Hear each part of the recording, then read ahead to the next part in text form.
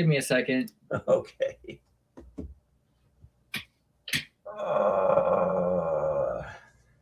And the show starts with you groaning. Joy. What? It started with me. Still says upcoming.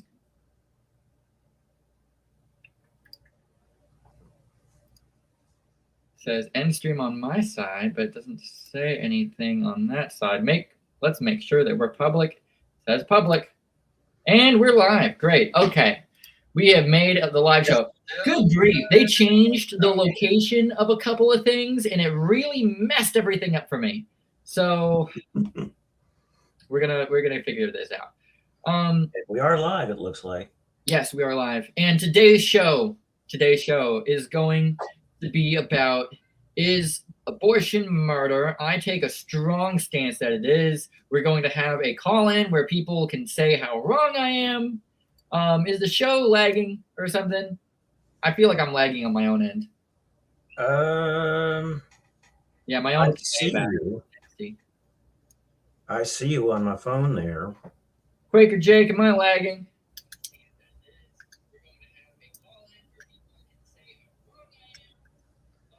Hey, Quaker Jake. Good to see you, buddy. Okay. Ryan, are you playing the show in the background? A little bit. Yeah, turn the sound off. Okay. It took a lot for me to get here. I've been having lots of dental issues. Trying to get everything fixed all at once can be painful. And the show, as I said, they messed everything up. But today's show is about the defense of the little babies, the innocent babies, and those who would wish to say that it is not life. I'm curious to see how many people will have come in on the show versus people who say, nope, not going to even try. Everything seems fine. Got it, Quaker. I read it almost as quacker. Quackers. Anyway, with that said, viewership be advised that you might need to use your own discretion. We're going to be showing murders on screen. We might be taken down for this. I say murders. YouTube might say not murders, so it might not be flagged. It might, though, so we're going to see. Either way, I'm just going to let you know right now that, yeah. It's interesting. I don't know what that is.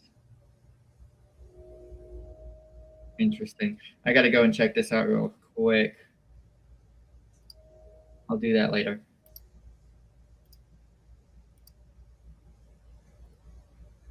For whatever reason, the logo's messed up over here. It's not messed up on that end, I don't think.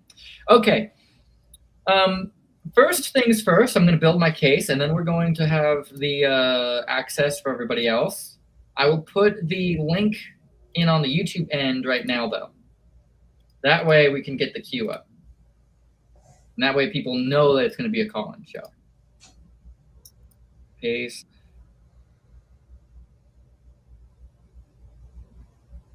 Show. So Ryan, what are your thoughts on this? Yeah, well, I'm wearing this shirt here for the occasion. We Choose Life is to commemorate the fact that one of the three Heath brothers was not terminated in his mother's womb. And we're so glad that did not happen. It's to commemorate the fact that his mother said, no, I'm not doing that. So that's why I'm wearing this shirt. It's just to commemorate, and they have a song, We Choose Life,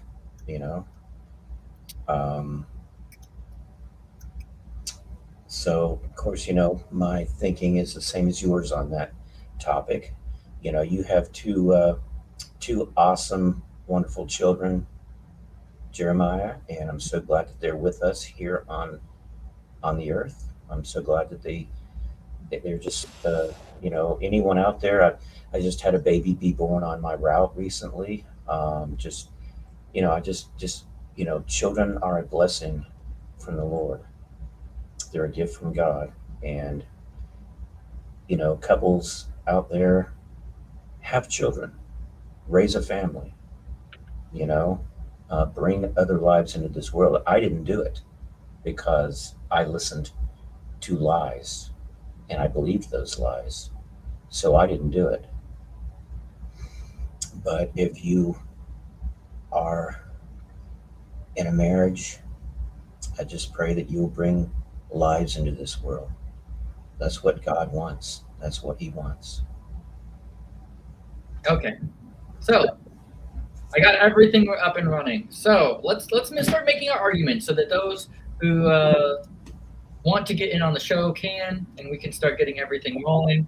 We already have people wanting to get in the call-in, but we're going to start with just a little bit. We believe that abortion is indeed murder. Most of the stuff I have pulled up here is off YouTube, so I shouldn't be blocked by it.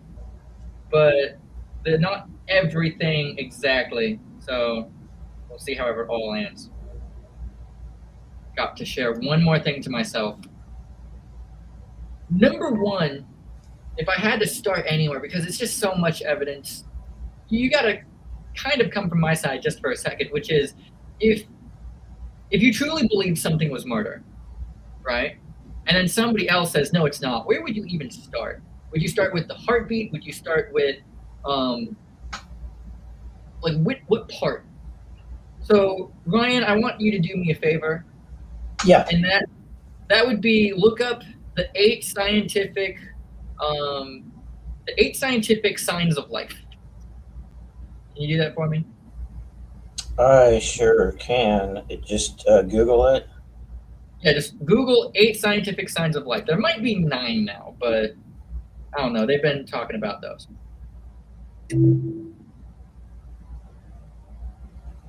And yes, I see you guys in the waiting list wanting to come in. Okay, this is on study.com. 8 characteristics of life and biology, properties and examples lesson. What are 8 characters of life? Can you find that bullet point?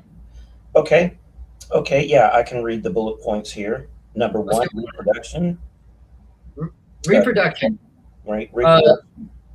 So obviously, no kid can reproduce as an adult yet, but the species can. So some of these might be species, some of these might be a little bit more specific. Let's go to the next one. Metabolism. Okay, the ability to digest food and to manage energy. Fetuses can do that. Next. Response to stimuli. You can poke a fetus, and I'm going to call it a fetus for clarification, and they will react. They've reached out and held the doctor's hand as they do surgeries on them. Continue. Heredity. What is heredity exactly? A guinea pig passing down her coat colors to her offspring. Okay, so genetic transfer. Okay. Next. Adaptation through evolution. A butterfly evolving eye spots on its wings over time. Yeah, we're not going to talk about evolution right now. I'm just reading. I know. Next. But it's micro evolution. Yeah, well, a lot of these are talking about the species as a whole. So is the DNA human? Yes. Okay. Well, now you can talk about, do humans reproduce? Yes. But we're specifically talking about the baby. Is there anything that the baby doesn't have? Okay. Obviously, a newborn baby can't reproduce or pass on its genes until it turns into an adult. But we're talking about, is a little baby not a fully living creature? Okay. You ready? Yeah, next one. Number 6 is homeostasis, a person's body keeping a constant internal temperature. Okay. Number 7, growth and development. It says a tadpole growing and developing into an adult frog. Do fetuses grow and develop? I'd say that's the key thing of a fetus is that it grows and develops. Yeah. And then finally, number 8 is cellular organization. All living things are made of cells, like a dog. Yeah, and it is a cell. Well, it starts as a cell and then continues. So you see many of these here. Before we go too crazy, I do want to share a few videos. So I got that going. I want to share just a few clips and videos that I have. The first one is a picture that I grabbed from a piece of media that I was looking at, just on YouTube, where people call to attention uh, these abortions and what they are. So I'm going to start screen sharing. I'm going to pull up.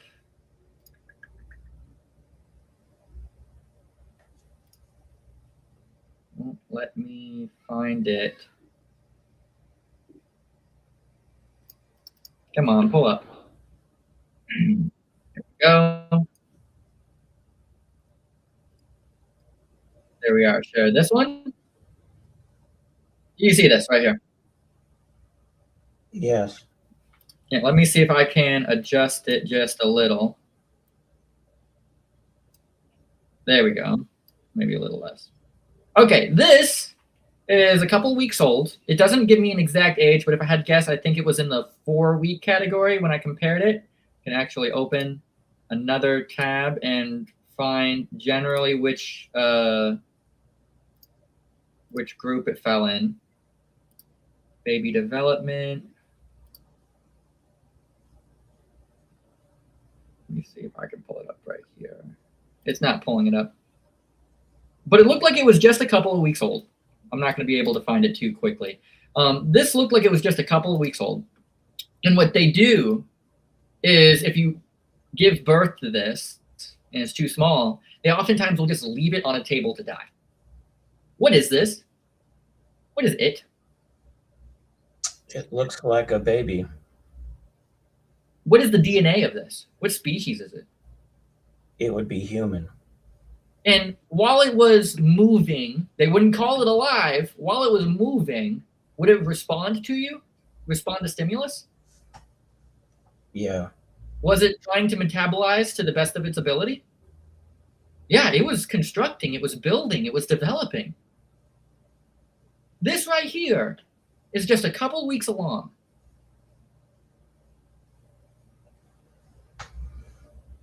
Keep that in mind.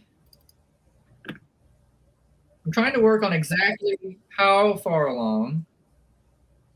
Let me see right here. Might be more than 4 weeks. This graph is saying more like 8 weeks. So okay, let me make sure that's clear. Like 7 to 8 weeks is what this is saying. I pulled up a little graph to compare it to. So not 4 weeks. You know, I'm not able to even look at the screen. Yeah, let me put that down so people can actually go back to watching. It's down now. Yeah, but anyone who is pro-choice should have no problem looking at that because they think it's perfectly, it's nothing. Well, no, let me be honest. People who are pro-surgery don't like to watch open heart surgery. Okay, to be fair, nobody likes looking at blood and gore, and if you do, that's a problem. But to people who believe that this is murder, it is grotesque and it is horrible. Yeah. I have another example where they took one out. Let me see. I mean, there's tons of these examples, Ryan. You're going to have to shield your eyes real quick. I want people to look at these. I want people to witness these. Because if you're saying that this is not murder, then what is it? Look at this. What is that? That's human. I have been shocked. I have been traumatized because I found video footage, and I'm not going to share this one, video footage of a child about as big as the image you saw last time, about 8 weeks, cringing in pain. Okay, I know we got people in the queue. We're going to look at one more thing, and it's a video. It is an animated video. Okay?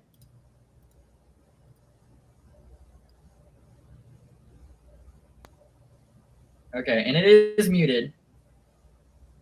So these are the 3 different types of an abortion, I think 3 or 4. And you can see this one is the medical abortion where you get medicine. And the abortion is done that way, where it kills the walls. You can see right there, it looks like a human. I haven't done too much research on exactly what this is, but you can tell like they inject something and takes a little bit of time and it drops out. And I've heard of testimonies where someone says that this type of abortion, they'll tell you, oh no, it's not an abortion. It just prevents you from having a baby. And then they'll say, but when you go to the bathroom, don't look in the toilet. Don't even look in the toilet. And when people do, they realize, oh no, this was an abortion.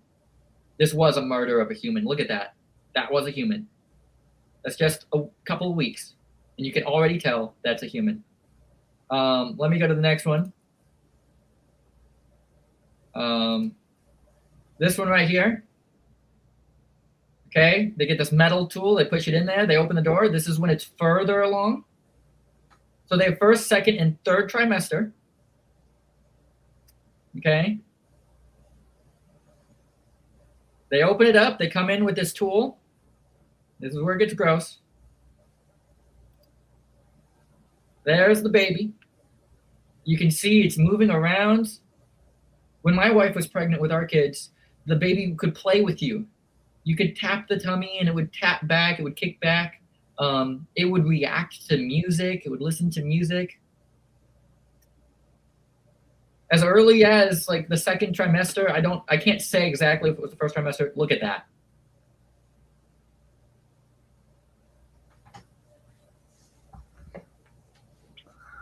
Absolutely disgusting. I don't even have words. What was that?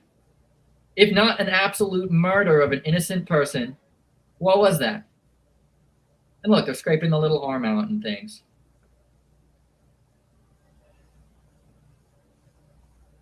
Absolutely grotesque. And here's images of those babies. 13 weeks right there. Look at that. 13 weeks.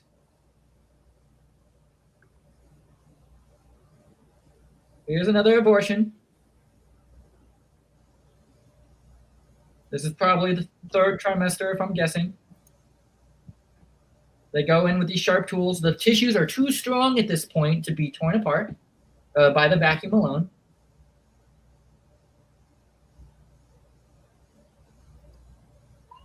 Yeah, it won't go down the tube anymore. So they grab this thing with these little gator teeth.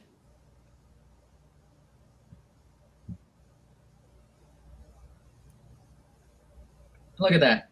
Grabs on the limb, pull it off. And they've had reports that the baby will try to flee. And it will look like it's in pain while they do this.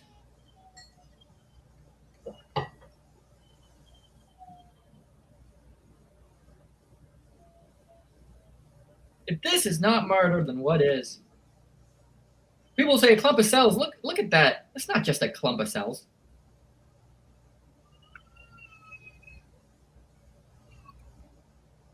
And this is what it looks like on the table at the end of the day.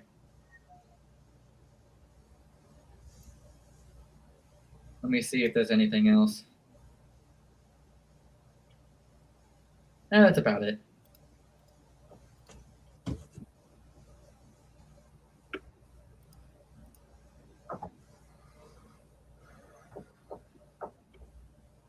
Hold on. I gotta go and take care of something. I'll be right back.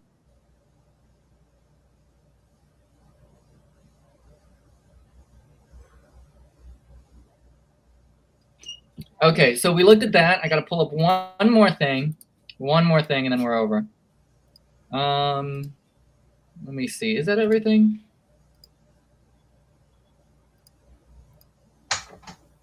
Well, basically, right before we let in guests, I don't have a picture or video of this, but basically I Googled how far along do some states allow abortion? And the furthest along state, which by the way, you can just drive to any state you want to get an abortion, is 24 weeks. So let's type in 24 weeks abortion.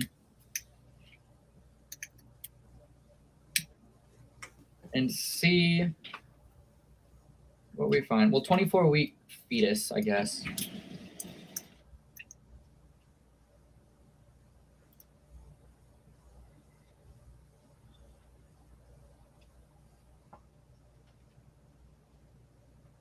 By the way, as far as I'm aware, and I might be wrong, babies can be like born at 24 weeks. Yeah, baby born at 24 weeks. Yeah. Okay, let's start. Let's let in our first person now. Hey, finally. Okay, sorry, we had to go through our first part. Did you get to see the first part? Yeah, I did. How you Okay, doing? Give me a sec. Let me turn you up. And I so gotta. I'll take y'all out of my headphones so my stream can so my stream can keep listening. So first of all, I got a quick question. Just so I know what I can do with my stream. Are you gonna pull those pictures up again at all? Because I got some um, people who don't want to see that stuff. If not, it's fine. I got something I else going on. plan to, but I can generally Oh respect no. your own. Okay. If you're gonna do it if you're gonna do it, that's fine. I got like I said, I got something up. My stream can still hear y'all, so we're all good. Yeah. I'm gonna pull up a picture of a 24-week baby who's been born. So Uh-huh. it's just a little baby at this point, but I'm gonna pull that up so people can see it on my stream. Okay. And just let you know that right now. All right, that's fine. I got you on my second monitor. It's all good. Okay, this is an image of a 24-week baby. Here's another one. They're born, and then they have the right to life after they're born. Okay, that's just what I was getting at with the show. So the general thing is we're talking about abortion being murder at any stage. Uh-huh. But if there's a I particular disagree, but if there's a particular topic or a particular argument you want to make, that's why we open it up. So what would you disagree with particularly? everything. I mean, so like we can even go back to like the 10 rules or whatever you were laying out to begin with before you were even showing the pictures. Um, like you're just describing parasites, sounds like. Okay, so first, would you say that some parasites are alive? That some parasites are alive? Yeah, Yeah, can a parasite be considered living? I guess so, yeah. Okay, well, let's But just that get that doesn't out. matter to me. Secondly, what species is it? What species is it? It doesn't matter. If you don't The want it in your body, you don't have to have it in your body. what species is the so-called parasite? It Human, doesn't matter, right? Jeremiah. Is it human? I'm It getting doesn't somewhere. matter, Jeremiah. I'm getting somewhere with this. It's human, And right? so am I. It doesn't matter. You don't have to do things with your body that you don't want to do with your body. Well, now here's the other thing. It's not a parasite It because is. parasites can't be your own species. Secondly, parasites are not catered to by the host. They have to fight for it, and they're constantly being battled against.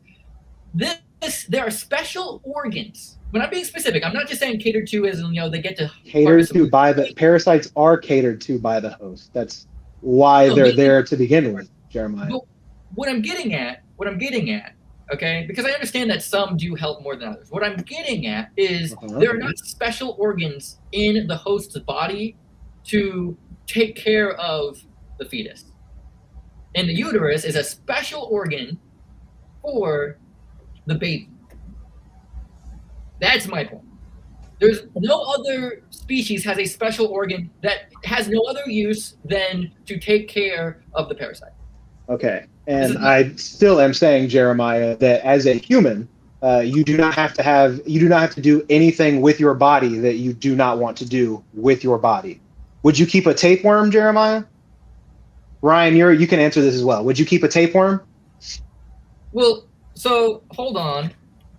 Define parasite because you're calling it a parasite and you're putting it next to a tapeworm. I argue it's not a parasite, so define parasite. It takes resources without providing anything. Is that the definition of The a parasite? the fetus does not give you anything in return. The fetus does not like mothers do not benefit from fetuses. Like there's not even you can't even call it a symbiotic relationship. It is just a parasite upon the host.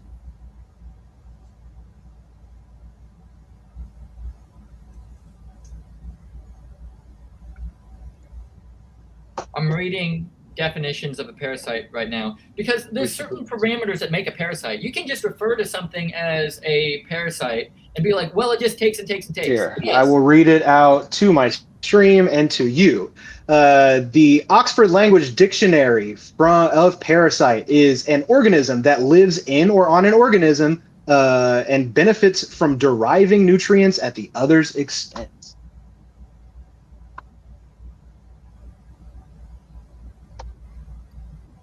So Yes, but there a are fetus parameters. is a parasite. Yes. There are Jeremiah. parameters. trying Such to as, I mean, it not doesn't really seem like it. The definition doesn't really seem like there are parameters. It's just now I get that definitions are more descriptive than prescriptive, but it does not like you're just describing a parasite.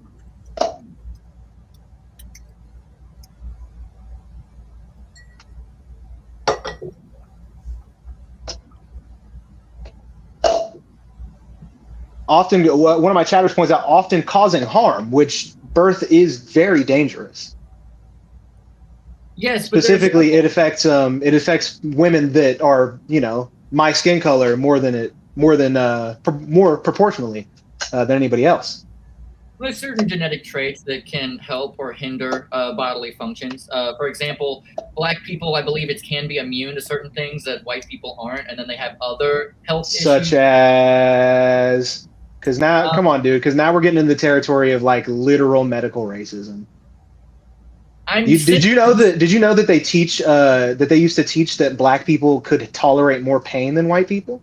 I'm not getting into that. What I'm simply getting at is due to genetics, you can be better equipped for certain things and not better equipped to other things. And that's genetics. I wouldn't say race, but genetics. Black is a genetical like inheritance. Like if your parents are black, you're most likely to be black. I'm not trying to be racist here. There were statistics on how black people handled COVID versus white people. Nobody was trying to be racist. They were simply stating that different metabolism, different. I'm only trying to tell you, Jeremiah, that medical racism exists. Sure, I can agree that somebody out and there. that that black women specifically are more likely to die during childbirth than their white counterparts. And you know what? I haven't looked at that stat, but I'm saying potentially yes. I can agree. It's not potentially, Jeremiah. That is a fact.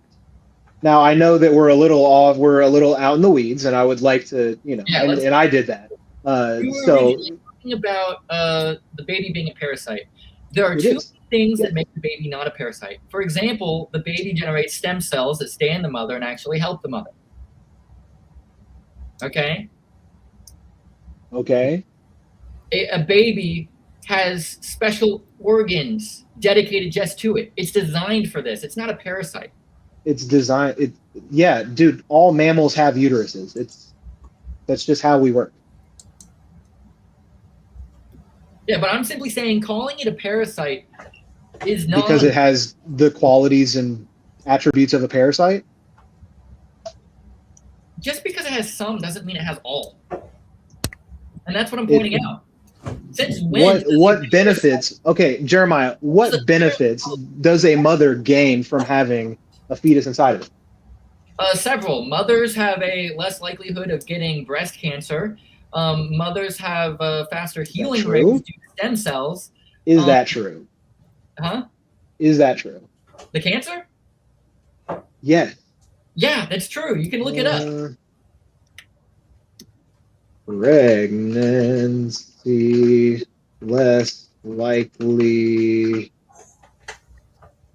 breast cancer.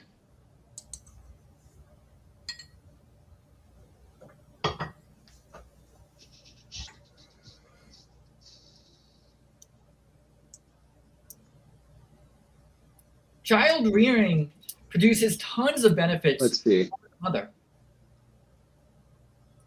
Okay, Jeremiah, do you understand that does not matter to me, and that I still maintain that you do not have to do anything with your body that you don't want to do? Okay, so notice how first you're like, "Whoa, that's not true." Then once that you found out it was true, you said that doesn't matter. Let's go to the other complete topic. I still haven't found out whether it's true or not, Jeremiah. I'm literally looking in my other monitor to see if it's true or not. Let's go to the other topic real quick. The right. Okay, hard pivot. Let's go. The right of the human body. Okay, so here's the thing. Only in very young mothers. All right. So in very young mothers, sure, I'd be willing to grant you that, but like those are very young mothers here. But going to whatever the next topic you were going to pivot to is. I was pivoting. You said That's even Dustin agrees with me. That's an age specific thing. If they have babies when they're older, actually the cancer risk goes up. In your own chat, your own guy. Look, as you get older, health difficulties get more. I'm not going to say they don't. I'm simply saying that there are benefits. There are stem cells left over that help heal and help So recover. only if you're a very young mother, Jeremiah. Did it say young or very young? Like it says very young. I was just looking at Susan G. Komen and it said very young. Let me look up health benefits for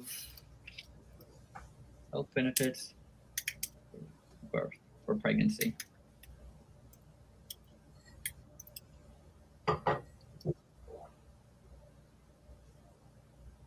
Also, breast cancer rates are related to age of first pregnancy, not live birth.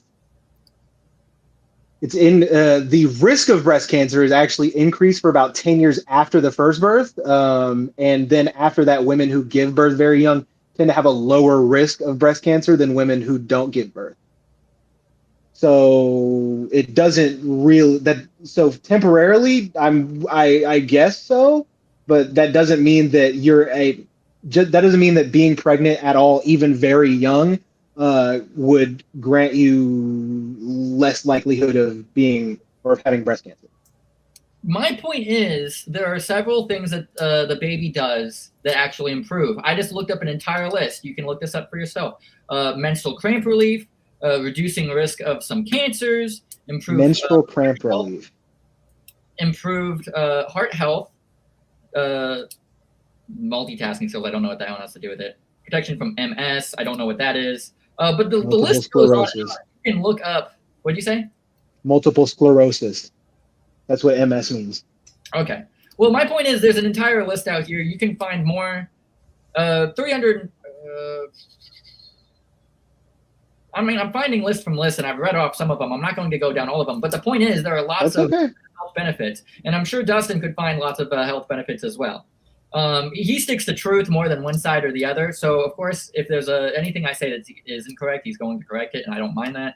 But those do exist. But to your other topic that you wanted to pivot to, okay, which is the rights of the body. Jeremiah, hold on. First and foremost, I said something about, or I said we brought up statistics on my screen from Susan G. Komen, and you wanted to talk about something else. The replay of this will show. Anyway, continue.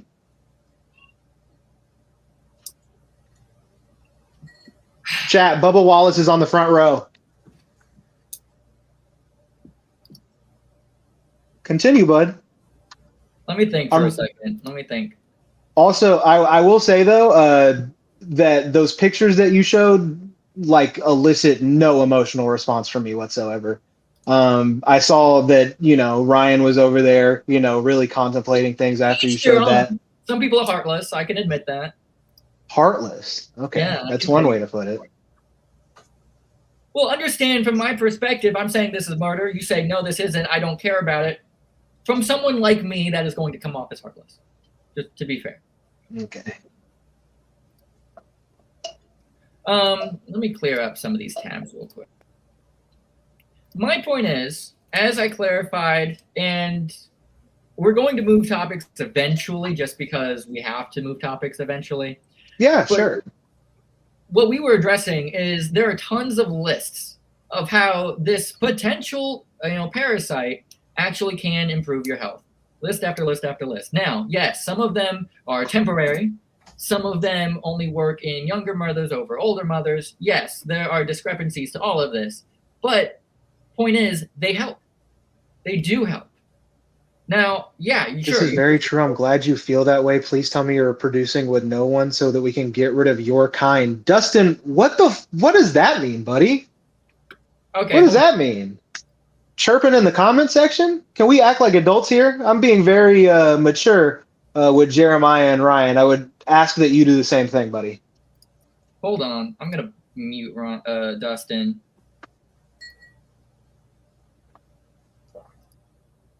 That was very inappropriate.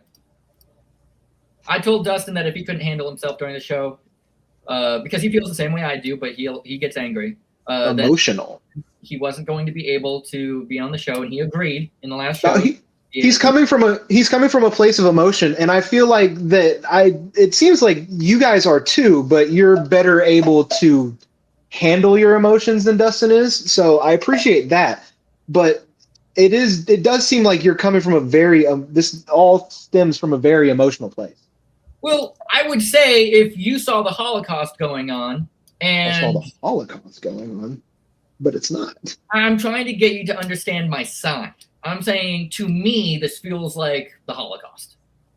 If you saw a Holocaust of sorts going on, you might be emotional to a degree, right? You might be angry or upset about what's going on, right? So understand that to people who feel that way about it, yes, they're going to be angry, and I am angry. But also, at the same time, I realize that anger isn't going to help the conversation. So I'm going to try to stick to the conversation, okay? I would appreciate that, for sure. The next topic you brought up was rights of the body. Basically, my body, my choice. That is very much so not your body, considering that 50% of the time it's in your gender. It is your body. It is your body, Dustin, or not Dustin. It is your body, Jeremiah. Have you ever had an experience where somebody that isn't you is inside of your body in a non-sexual manner? Well, you just said "isn't you" is inside your body. Can we agree that the baby's not you? The baby is not you. That is correct. Okay. So you do not have rights over that baby's life. Yes, you do. It's inside your body. You do not have to have anything inside of your body or do anything with your body that you do not want to do. Yes, but a woman who's pregnant had sex. That's how she got the baby. She got to choose what she wanted. Now she has a life inside of her that she does not get to choose about. Yes, she does, Jeremiah. You do not have to do anything with your body that you do not want to do. You can consent to sex. You can consent to raw sex. You can consent to a guy busting inside of you, but you do not have to consent there. That therefore does not mean you have to consent to have a baby growing inside of you. You do not have to do what you do not want to do with your body. Would you let a tapeworm stay inside of your intestine because it's alive? You get to consent to the action. You do not get to consent to the consequences. If I was a judge and the consequences, that's interesting. That's an interesting way to view sex. Somebody broke a law, and they come to me and I say, "You go to jail," and they say, "Well, I don't consent to jail." I say, "That's the consequence. You don't get to consent to the consequence. You consent to the action. You consented to the action. You get the consequence. The baby is the consequence of your actions." So Jeremiah, let's say you break the law, right? Let's say you drive drunk and you hit a guy and he's in critical condition now because you hit him. And they say, Jeremiah, the only way that this guy survives is if we connect him to you, and you or he sucks off of all of your nutrients and gives you absolutely nothing in return.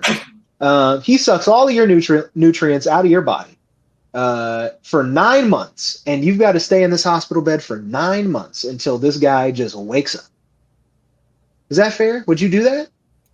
Does that sound like something? That sounds like bodily autonomy to you? Did I do the action that caused this? Yes, you did. How so? You drove drunk, buddy. Oh, wait, also, is sex breaking the law? I wrecked into somebody else. Yeah, because you're like comparing having sex. You're comparing having unprotected sex to breaking the law. So the only way for him to survive is to take off my nutrients?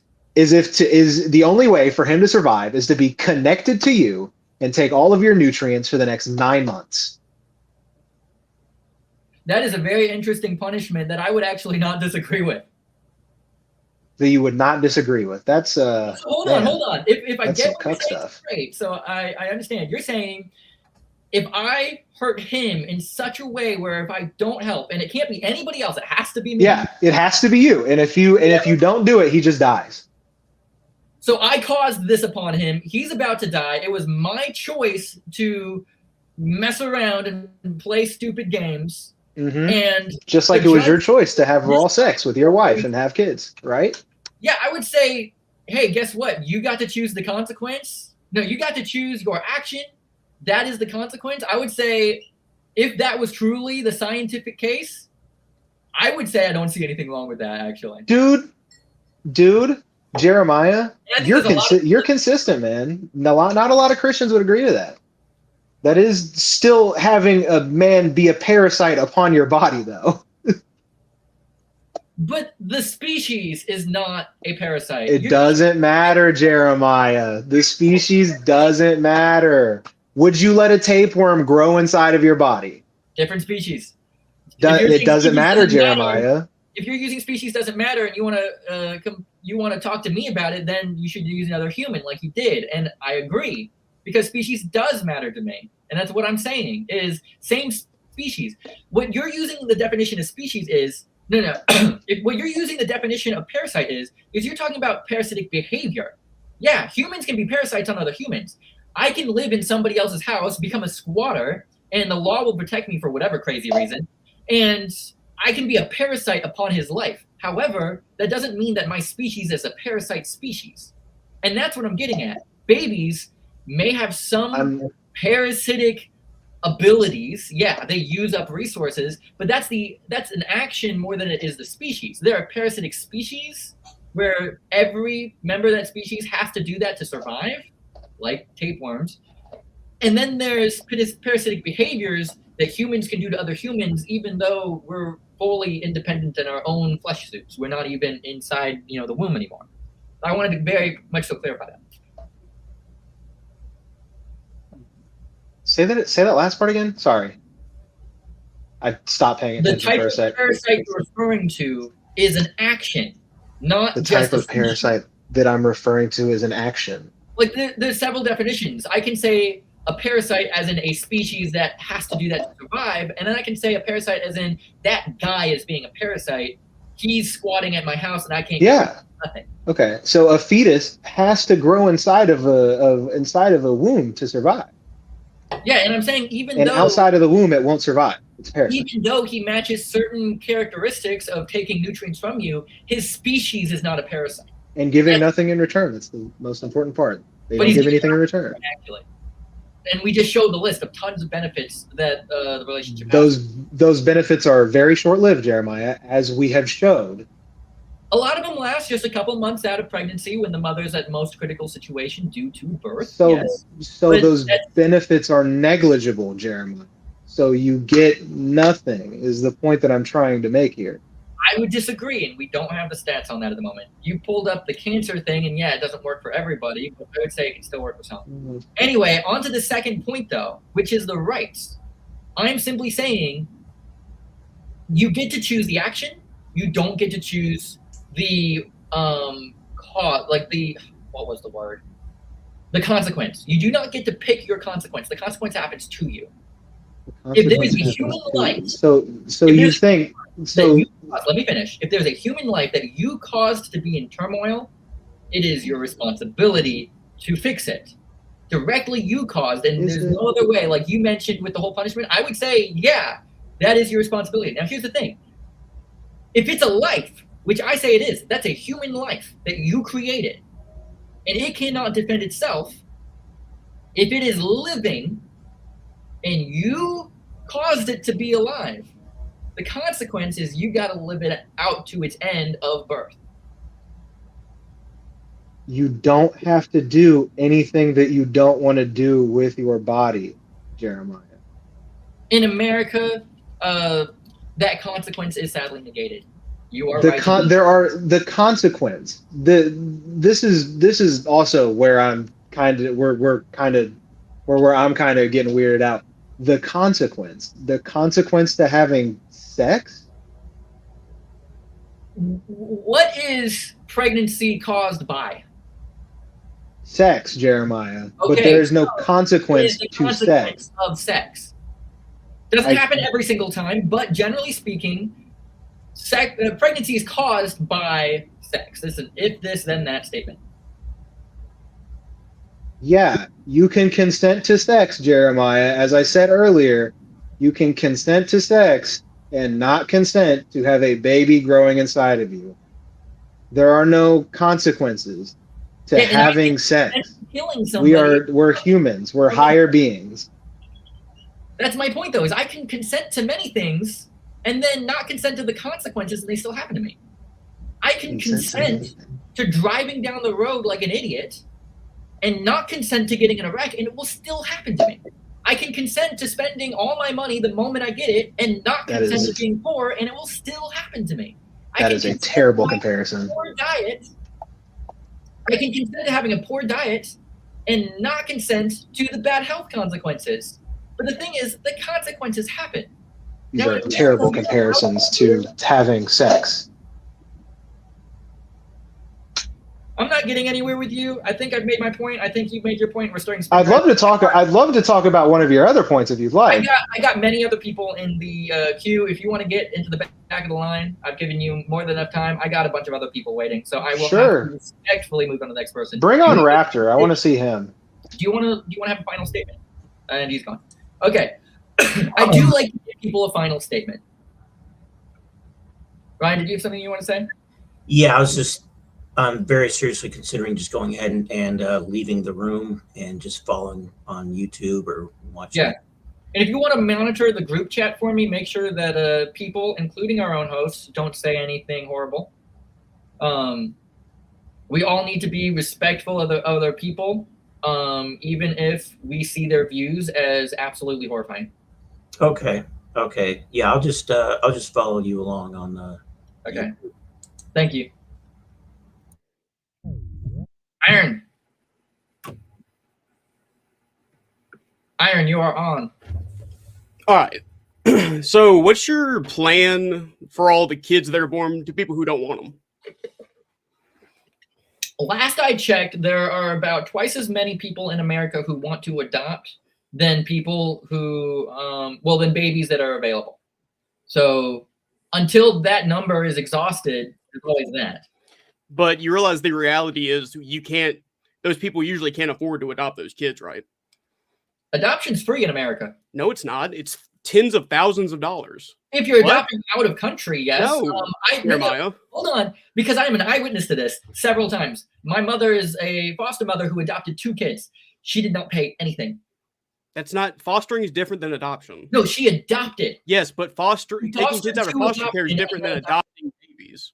There's a business for the baby part because, capitalism's evil, but no, she not true. Fostered 2 kids until she adopted. She now has sole custody of adopting 2 kids. I know. We're talking about 2 different things, man. Process. We're talking about 2 different things. That's adoption. Okay, but that's not. They have my last name. They weren't babies. They were babies. They were born to mothers who could not handle them. One of them died in the process. It's not free, man. Didn't want it. Sent it to foster care immediately. So okay, and my mom adopted them. If that's the case, why are there so many kids in group homes and orphanages then? Okay, first, America. Wouldn't they be adopted out? America doesn't have orphanages. We have the foster care system. And secondly, group homes. Yes, I know. The ones in group homes tend to be very troubled and can't. Wow, Jeremiah, you literally just do not understand how this works. Like that's not how any of the process. I was a foster kid for quite some time. Then I think you got it wrong when you saw it happen. Were you a child? In foster care? No. Were you a child when you witnessed these adoptions? No. I was a couple months younger. They are babies right now. They're actually just as old as my kids. I was there as an adult, drove myself there. My point being, there are still so many kids that are not in homes. Why aren't they in homes if it's so easy? I wouldn't say it's a super easy process. The court system can be stupid at times. Yeah, but those who the reality is those kids are not going to be in good homes if they're being born and people give them up for adoption. Nonsense. There's lots of good homes out there wanting kids, and they can't get them. Yeah, but Jeremiah, that's not happening. That's just not happening. Eyewitness. How hard is that? 2 babies being adopted that's not every kid. What are you talking about, man?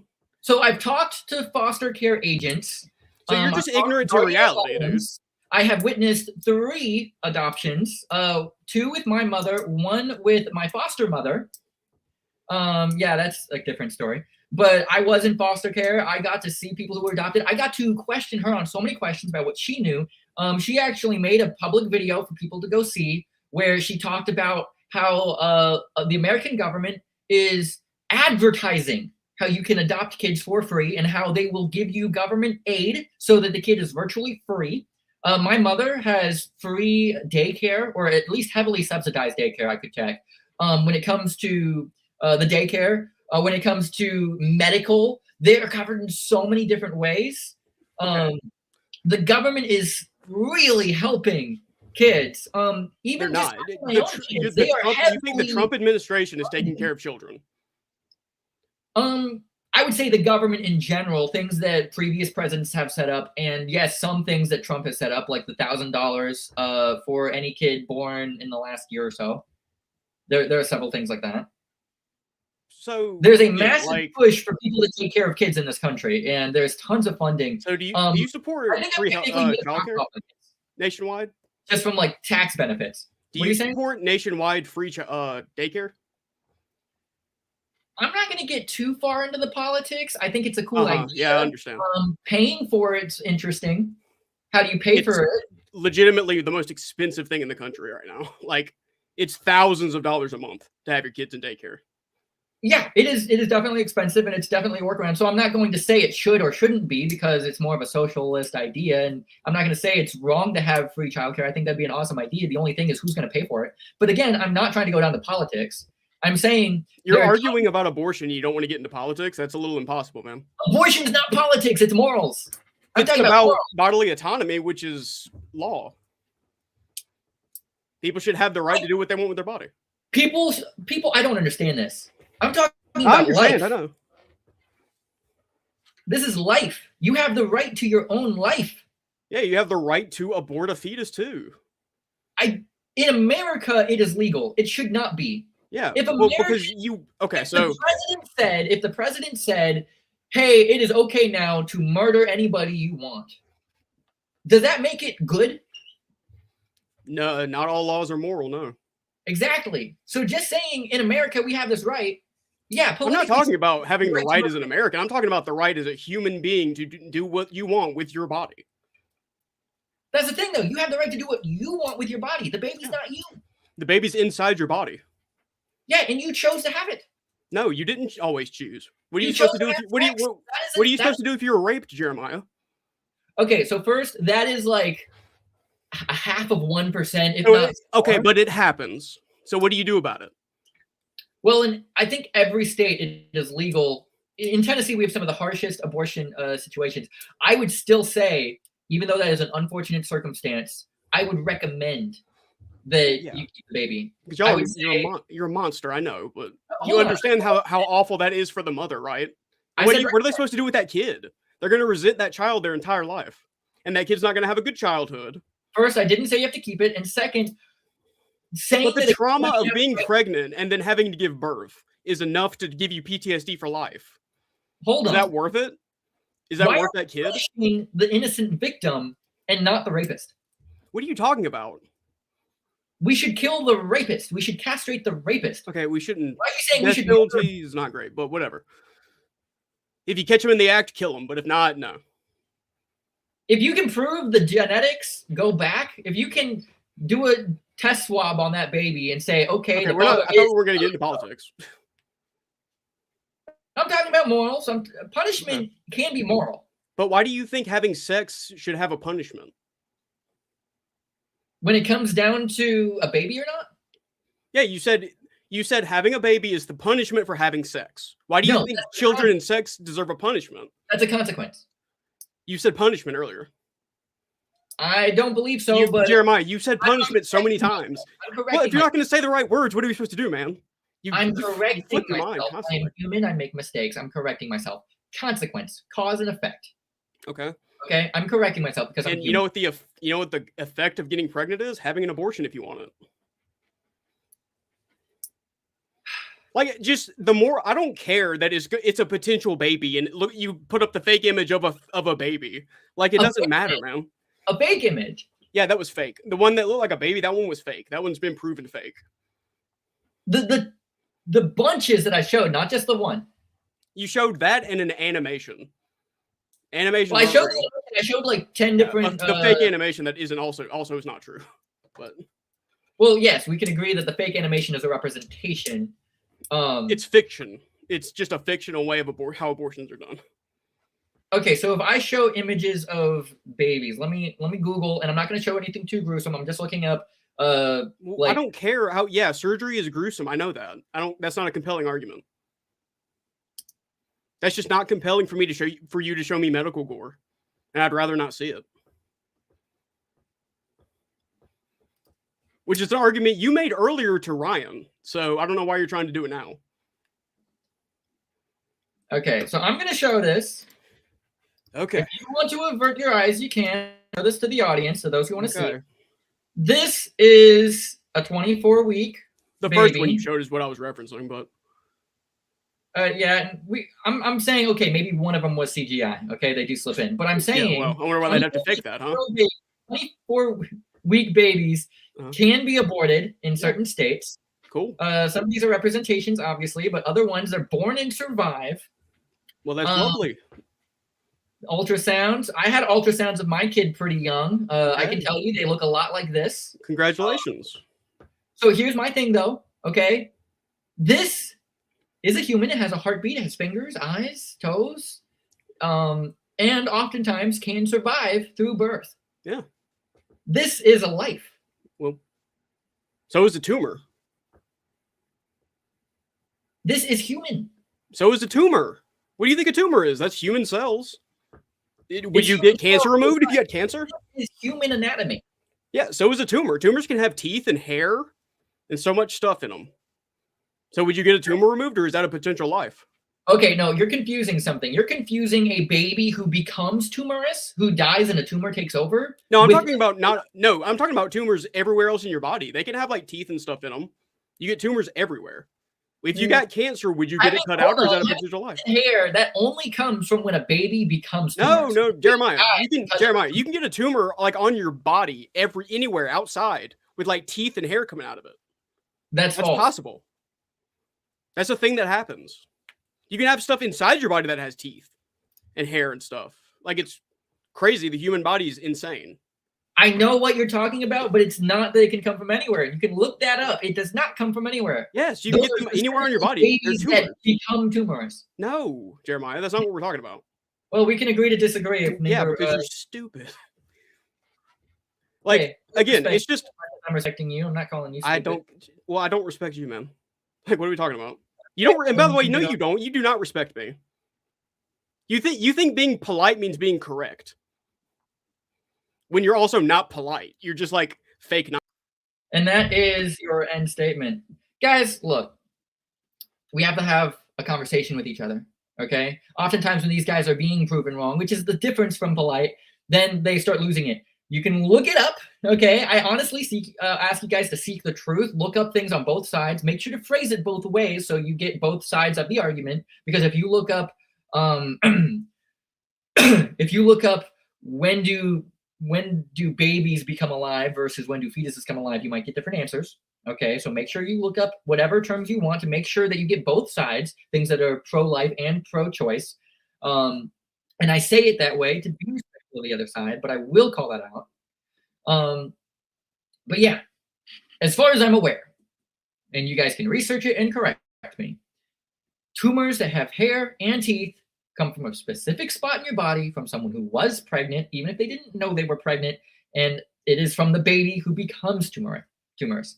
And the reason why I say that is because the baby's being developed correctly and then goes wrong, and the tumor takes over. Accidents don't make fully formed structures. Next person.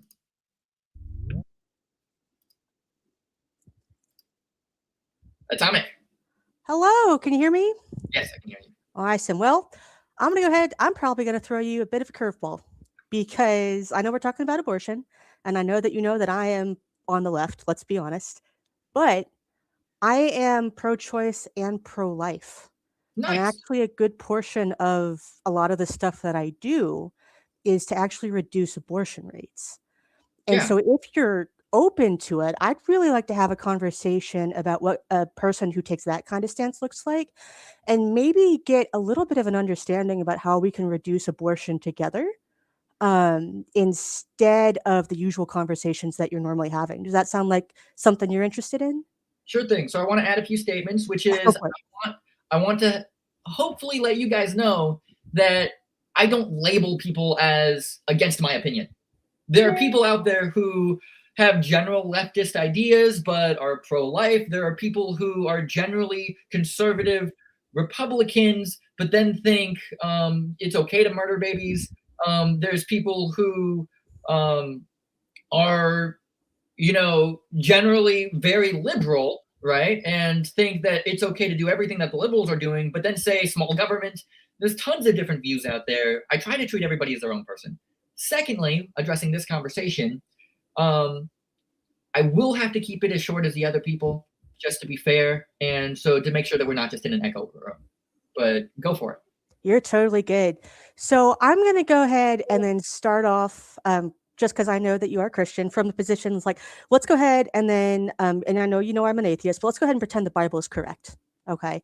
I'm going to go ahead and throw out numbers 5, 11, 31. I know you probably have heard that over and over again, so I'm going to not use it as a gotcha or anything, but let's pretend that that's true. And is it fair to assume that a lot of these positions that you take, specifically about abortion, that a lot of it is informed by your religion just because that's how you view the world? Is that pretty safe to say? I would say actually very little of my stance on abortion comes from the Bible. I've not done a lot of biblical research when it comes to abortion. The only verse I throw out there, like, what would you say? Something 5:11? I actually don't know what verse you're referring to. Oh, you're good. I'll go ahead and let you know just in case you come across it. Numbers 5, 11, 31. There's an abortion and instructions on how to perform abortions in the Bible. And you commonly are going to find that in these conversations as a gotcha. Okay. It's specifically, well, if I just know if anybody wants to freak out and use that verse, I would love to look at it, and I will look at it here in a minute. But my whole thing is, I look at the verse, "Thou shalt not murder," in the Ten Commandments, and then I say, "Okay, what is life?" And I take a very scientific approach on what is life. That's the way I do it. Okay. This is important, right? And I'm not here to argue against the religion, but you specifically referred to back to the 10 Commandments. And that's okay. Hey, don't murder is a great rule to follow. Okay, let's be real. That's a good one. I think you're going to be hard pressed to find someone, but that is basing it from a religious standpoint. Is that fair to say? Even if it's a good rule that everybody should follow, regardless of what religion they believe in, you're working from the 10 Commandments. Is that correct? Yeah, I would say my groundwork of morals comes from the Bible. That's fair. And the reason why I really want to bring that up is because when you have your morals and things based off of your religious faith, and then you start making laws about that religious faith, what you're doing unintentionally, by the way, because you're doing it to make sure that everyone lives a good life and doesn't burn in hell forever. Let's be real. You're trying to save people, right? So you're in good intentions, but what ends up happening is you lay the legal framework that it allows the introduction of theology into lawmaking. And so that means that if someone has a belief that is different than yours and then gets into a position, you've now laid the precedent that allows them to make rules based off of their own religion that you may not agree with. I understand that people can be corruptible. The stance I take is, if there's a all-powerful God out there, right, and he wants the best for you, and he makes a rule, then it's generally good to follow him because he wants the best for you. That's where you say, well, how do you know the Bible was made by people or God? And that's an entirely different argument. Oh, sure. Not opening that can of words. Mainly, and I'll let you get to your point. This show mainly today is about abortion equals murder and murder bad. I'm getting to that. I promise. Right. I promise. I told you it's going to be a little bit different than what you're normally used to. Yeah. Regardless of my religious stance. Okay, sorry, I interrupted you again. Was there anything else you wanted to say? I was just saying, I get that people corrupt it. For example, I don't stand with a lot of what the Catholics have done over the years. So I hear you. And part of the way that you're approaching this and the way, because it makes sense that if you were going to hold these rules for your family, right, or to hold them on an individual level or in your or whoever your congregation is, or that it makes sense that you would hold them accountable for that. I'm talking about on a national level because we live in an area, right, where we got a lot of different people, that when you start introducing theology, and again, I promise we're going to get to murder. This is going to get to murder. When you start creating rules and things under what the definition of murder is, right, and you're doing it from a theological base, that opens the door for someone to add in justifiable murder on something you don't agree with.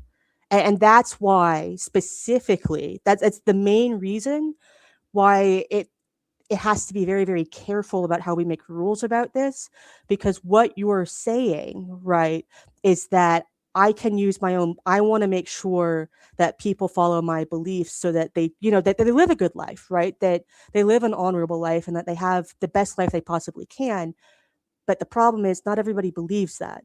All right. And when we again, like the Catholics, different groups. And so when you start, and murder is a specific, we'll get to that in a second, but when you start making rules on that, that opens the door for other people to do that against you and to force you to violate your own beliefs. That's a problem, right? Well, so to be clear, because I think you're framing me into a box that I don't quite fit, there are lots of laws in the Bible that I do not try to push on other people. For example, the Bible says that a man and a woman should be married and not have sex outside of marriage. I would say Christians should follow that. Non-Christians, they don't need to care about that rule because it's a covenant under God. So if two non-saved people have sex outside of marriage, I say they're not saved. It is a bigger issue that they're not saved than it is that they're not abiding by the rules that are already breaking. So there are certain rules that I say, okay, well, they're not hurting anybody but themselves. That's okay. My particular problem is they're hurting somebody that's not them. So I'm not just trying to get other people who don't believe to go with my religious values. There are several laws that I try to follow that I say, you know what, you're not in my group, it's not your problem. But at the same time, I'd say there are other laws that I don't care if you're not in my group, this is a problem.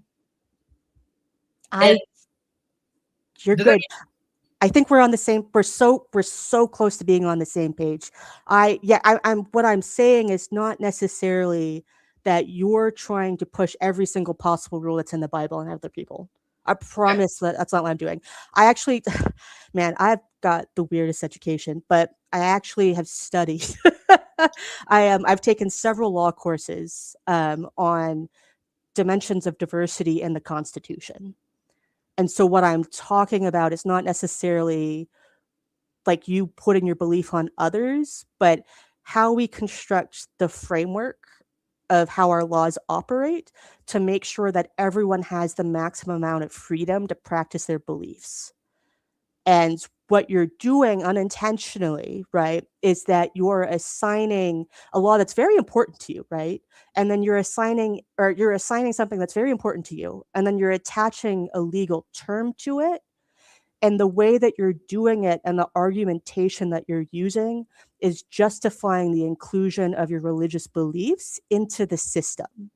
And that lays the framework for someone to come in then behind you and also do the same thing, which then puts you in a position where you now have to decide between doing something that is illegal and doing something that aligns with God. That is what I'm addressing. What I'm getting at, though, is I can defend abortion being murder without religion. You can, but your decision to label it murder, what you just told me, is religiously based. Actually, I would say that part isn't. Let me give you my thought process.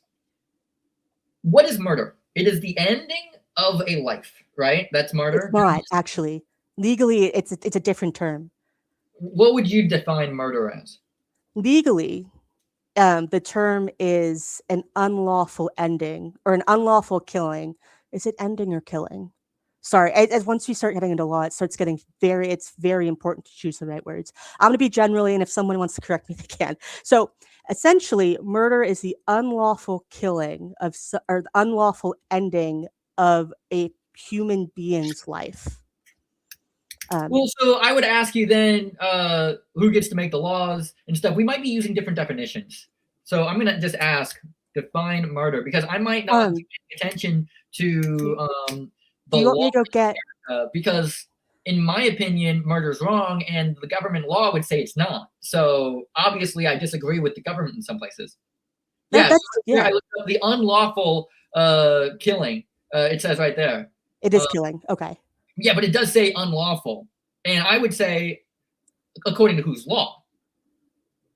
What law? God. And so I don't know how in depth. Point. Yeah, sorry, I've got a legal textbook I was going to go offer to pull up. It goes into depth, but I and dictionaries and stuff, but I don't know where they are, and it would just be a waste of time. So we'll go ahead and I can always come back for that. So we'll go ahead and backburner that. But and this is what I'm talking about it's like who makes the laws is a fantastic question, right? And so we have to figure out the way to construct laws in a way that represent everyone as best that they can to maximize the protection of freedom. And one of the ways that we can kind of look at this, right, about the justification and all that, is instead of focusing, because we can go back and forth on this all day, right, on whether it's right or whether it's wrong, but what ends up happening, right, is that abortion continues to occur. And so I understand wanting to, that there is very important to decide who does the laws, who doesn't do the laws. But the issue is that when we focus on these conversations, there are victims. And I genuinely mean victims, women who are forced into abortion against their will. And we're not helping those women. So, and that's also kind of where I'm coming from. It's not necessarily, because we're going to argue about this all the time. It's going to go back and forth. And I get it's super, super important to make sure that our laws are codified in a way that accurately represent as many people as we possibly can. But also that if we're against abortion, these conversations have been going on for decades. And they haven't really changed anything. But there are things that can be done that actively change things, that actually reduce abortion rates. And on top of that, not only reduce abortion rates, increase things like the welfare of children. They increase birth rates. They increase the protections on the foster care system, right? Because I think I heard that you said that was it your mother didn't pay anything, didn't have any fees or anything to pay during that foster process or the adoption.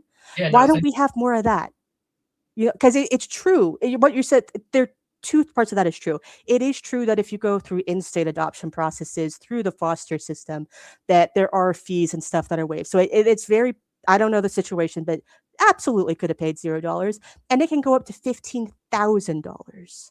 Yeah, my mother, the first time she looked into adoption when I was a little kid, she mentioned how it would cost several $1,000s and how they were going to have to adopt a unwanted child from China. And they were great with that. They're like, hey, if a child needs help, my mom's a nurse. She's like, I'm all down for that, but I can't afford $15,000 extra to go and buy a baby from overseas. And so that was her big problem, and why they didn't do it at the moment was they weren't in that financial situation to just have an extra 15 grand on hand. So yeah, overseas children from China can be very costly. Yeah, and same as some of the kids in the system as well, right? In the United States. But I think that's a different, I think that starts getting to a different conversation. I don't know if there are exceptions in America. There might be. It usually has to do with special needs kids in the foster system. I mean, there's circumstances, and usually, or maybe like they came from a situation, so there's court mandated therapy, not because the kid did something, but just because for the well-being of the child, they need that in place. Yeah. Well, and it's stuff like that. I know that one of the kids that my mother adopted has therapists come to the house, and it's all covered. And we need more of that. And that reduces abortion. Access to I think, and this number is probably old and but there's an estimated range of 62% to 78% that when contraceptive, not like the stuff that you don't want, but just general contraceptive, it reduces abortion rates. And like what you talked about with cost, childcare, all of these things, like one of the people that I've talked to, and I hate repeating her story over and over again, but I can't help but remember her. And I met her at a pro-life rally. I walked up, we had a conversation, and she was there because she got pregnant when she was young, and her family forced her to have an abortion. And her story is horrifying. So my goal in these conversations is, how do I help that woman? Because pro-choice is also defending her right to have kept that child. And now she has to live her whole damn life with that regret because we didn't have the systems in place to so that she could like kind of go against her family and put her foot down and be like, no, I'm having this baby. Right.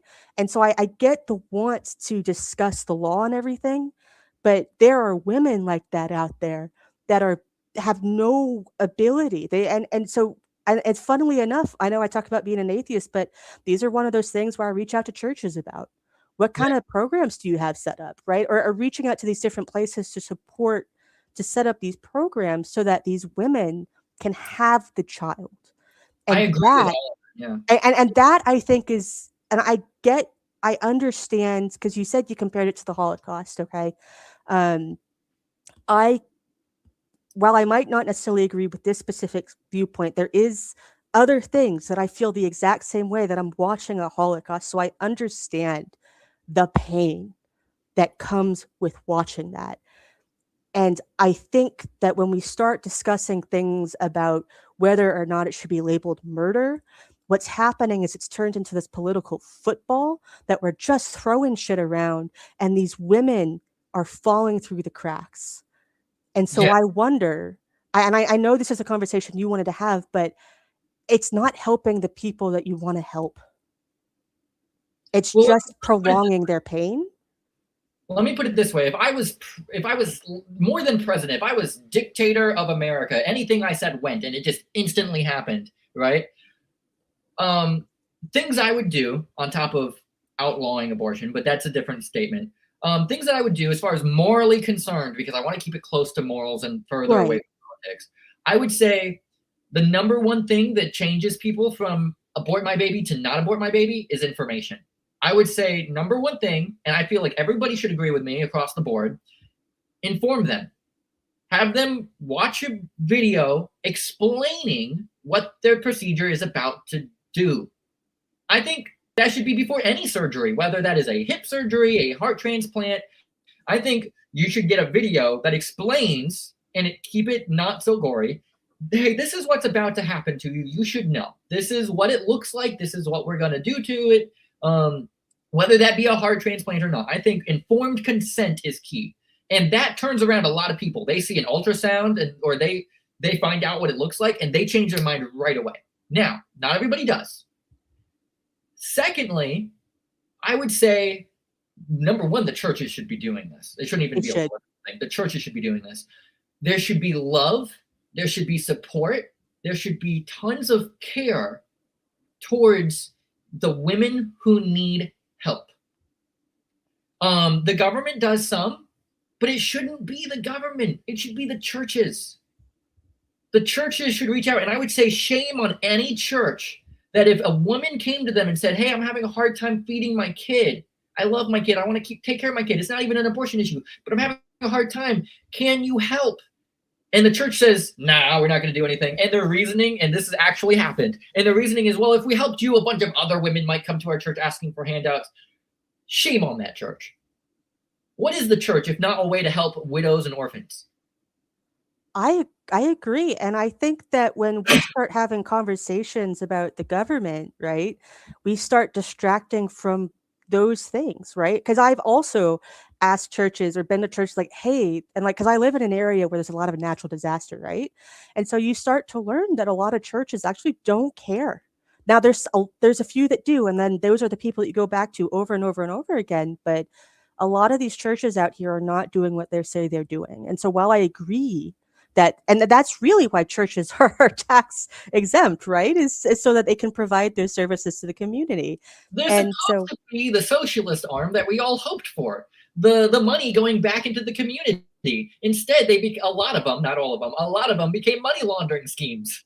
I'm with you on that. And so it comes to the point where it's like, well, if the churches aren't doing anything, what else, what other options do we have? And I know you don't want to have the government involved, but where I think the government is the most successful is when these are done as local programs, not wide sweeping programs, but having local programs that have plans to address the needs of their community. And if they have actual plans, I don't really see a problem of them reaching out to the federal government for whatever additional assistance they may need, whether that people, funds, like actual, maybe it's that one area, right, has more resources that they don't need for that period. And so it's just shifting that over. You know what I'm saying? It's more of an organizing thing. But again, not really happening. So, but I think that's a good I think that would be a good solution, and I think that these conversations are more productive when we focus on like what solutions we can achieve versus is your opinion immoral? Yeah. Because I think a lot of people actually want the same thing. It's just the way that we're talking about it is different, and I think that there's more coalition that's here that's available that we can actually band together again, no matter what we agree or disagree on, that if we focus on what we can agree on and work towards that while we're having these conversations, that we're going to work towards a better tomorrow. And right now we're just talking and there's no action. Well, there are lots of actions, but we could definitely use more. And that's part of the Yeah. What I'm doing in this show today. I get you. I get you. I am doing the informed consent part. What I'm actively acting on, that action that I think is necessary, is the informed consent. If you notice, before I had anybody come in, I said, this is what is happening. And I showed images. I showed what was happening. I talked about it. I said, this is the informed consent part. Everybody should see this. I'm going to start the show with this. Then, and that's mainly what this show is abortion is murder. Now, we did get into the lawful part, but just for the sake of this conversation, abortion is ending life. Let's do that. Let's say that. Okay. Abortion is ending life. Most people think it is not ending a human life. And that's what I'm trying to call out. It's ending human life. Most people don't believe that. I feel like once you get that through people's brains, not the political part, not the legalistic part, because it's actually legal in America.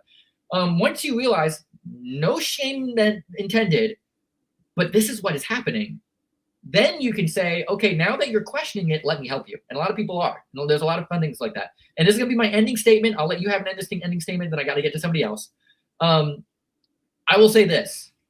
I'm not mooching off the government or anything like that, but I'm a low-income earner, and there are lots of things out there to help.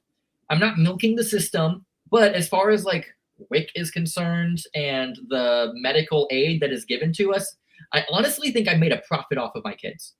It's not huge, but when I get the tax exemptions and then I get the free food and the free diapers, and then I put all that together, honestly, my kids have not been a financial burden at all.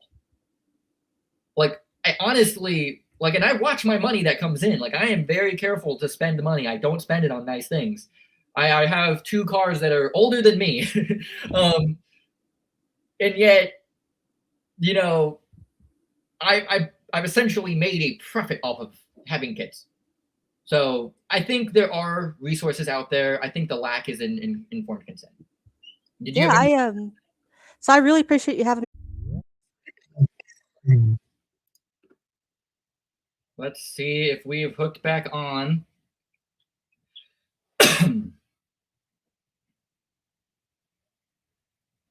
Something's happening. We'll see if we can get back on. I think the link should still work. I did take a screenshot of the queue so we can answer people according to the old queue if you just got back in. Looks like we're back live. So we were about done with that conversation anyways. Totally respected that. Viewership died down to 0. Hopefully we can get everything back on. But yeah, the main point of this one is talking about how abortion is ending a human life. I call that murder. The only thing that we would disagree on as far as her and I is I go according to God's law, and I'm not afraid to say that, and other people would disagree with that and say otherwise, that it's not about God's law. It's about human law. And I will say this: if I had to pick between humans and God, I'm going with God every time. I'm sorry. If I had to deny one person, well, if I had to deny a group, it's gonna be the humans over God.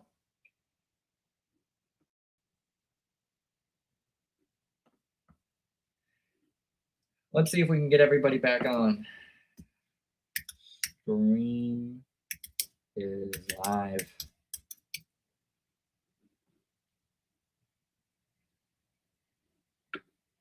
Let me just double check the link real quick, make sure the link is working.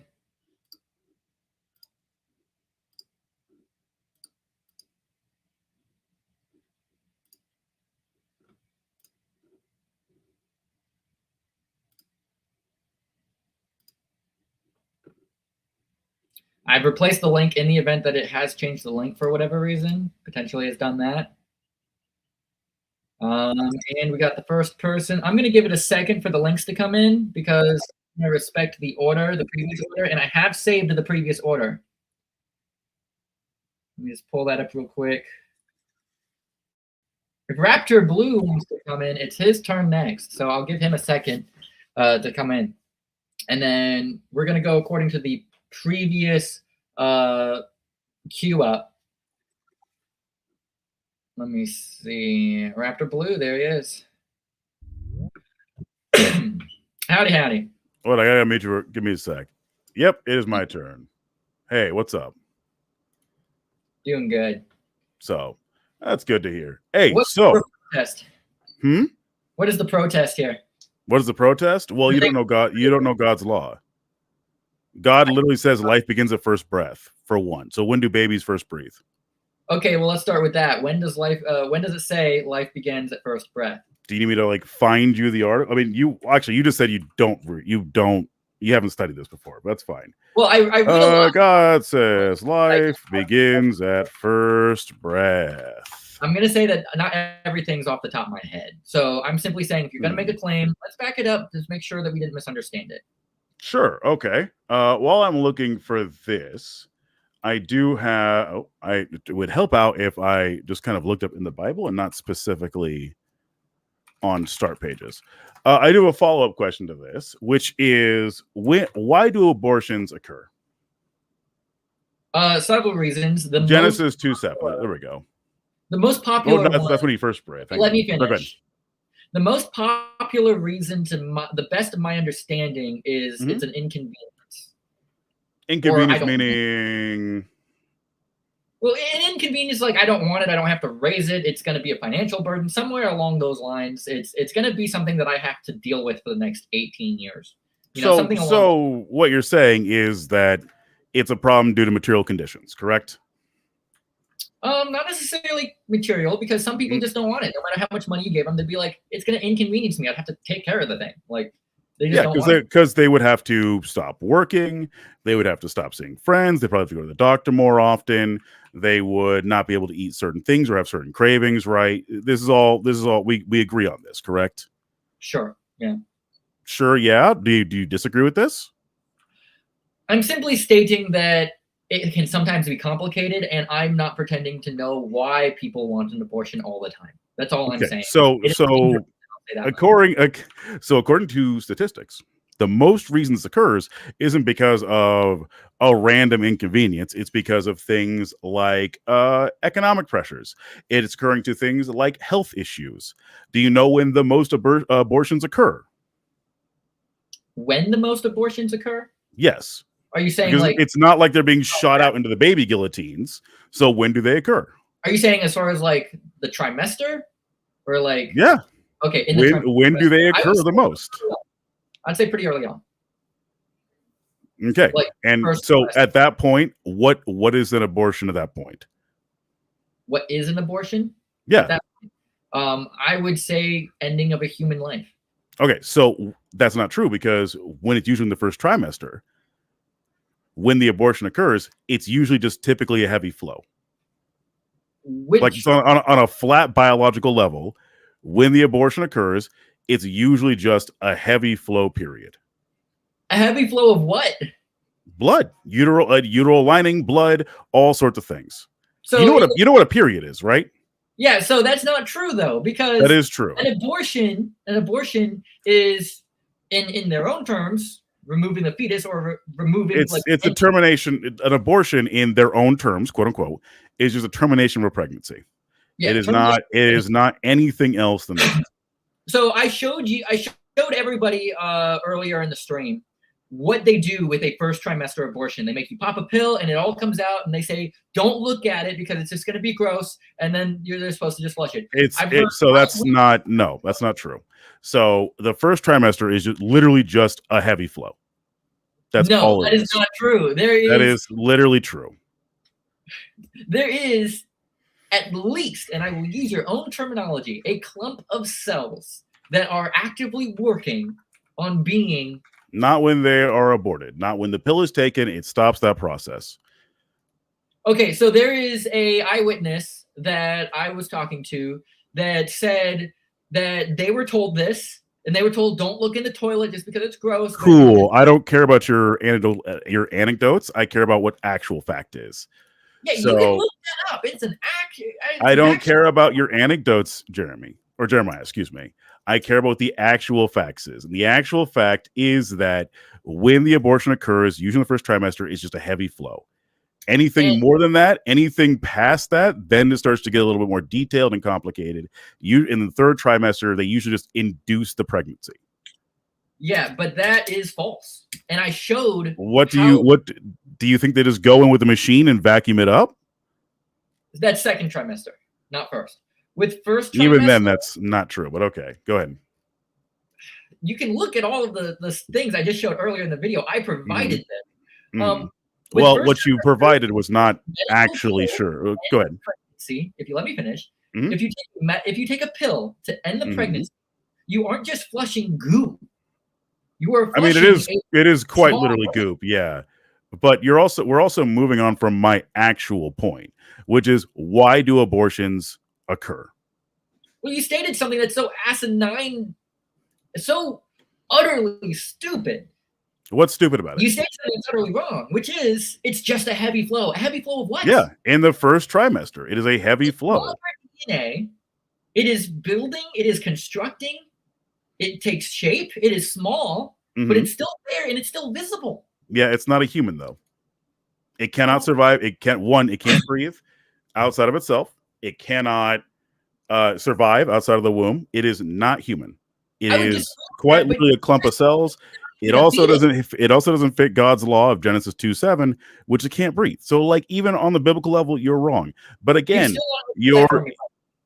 I'm sorry.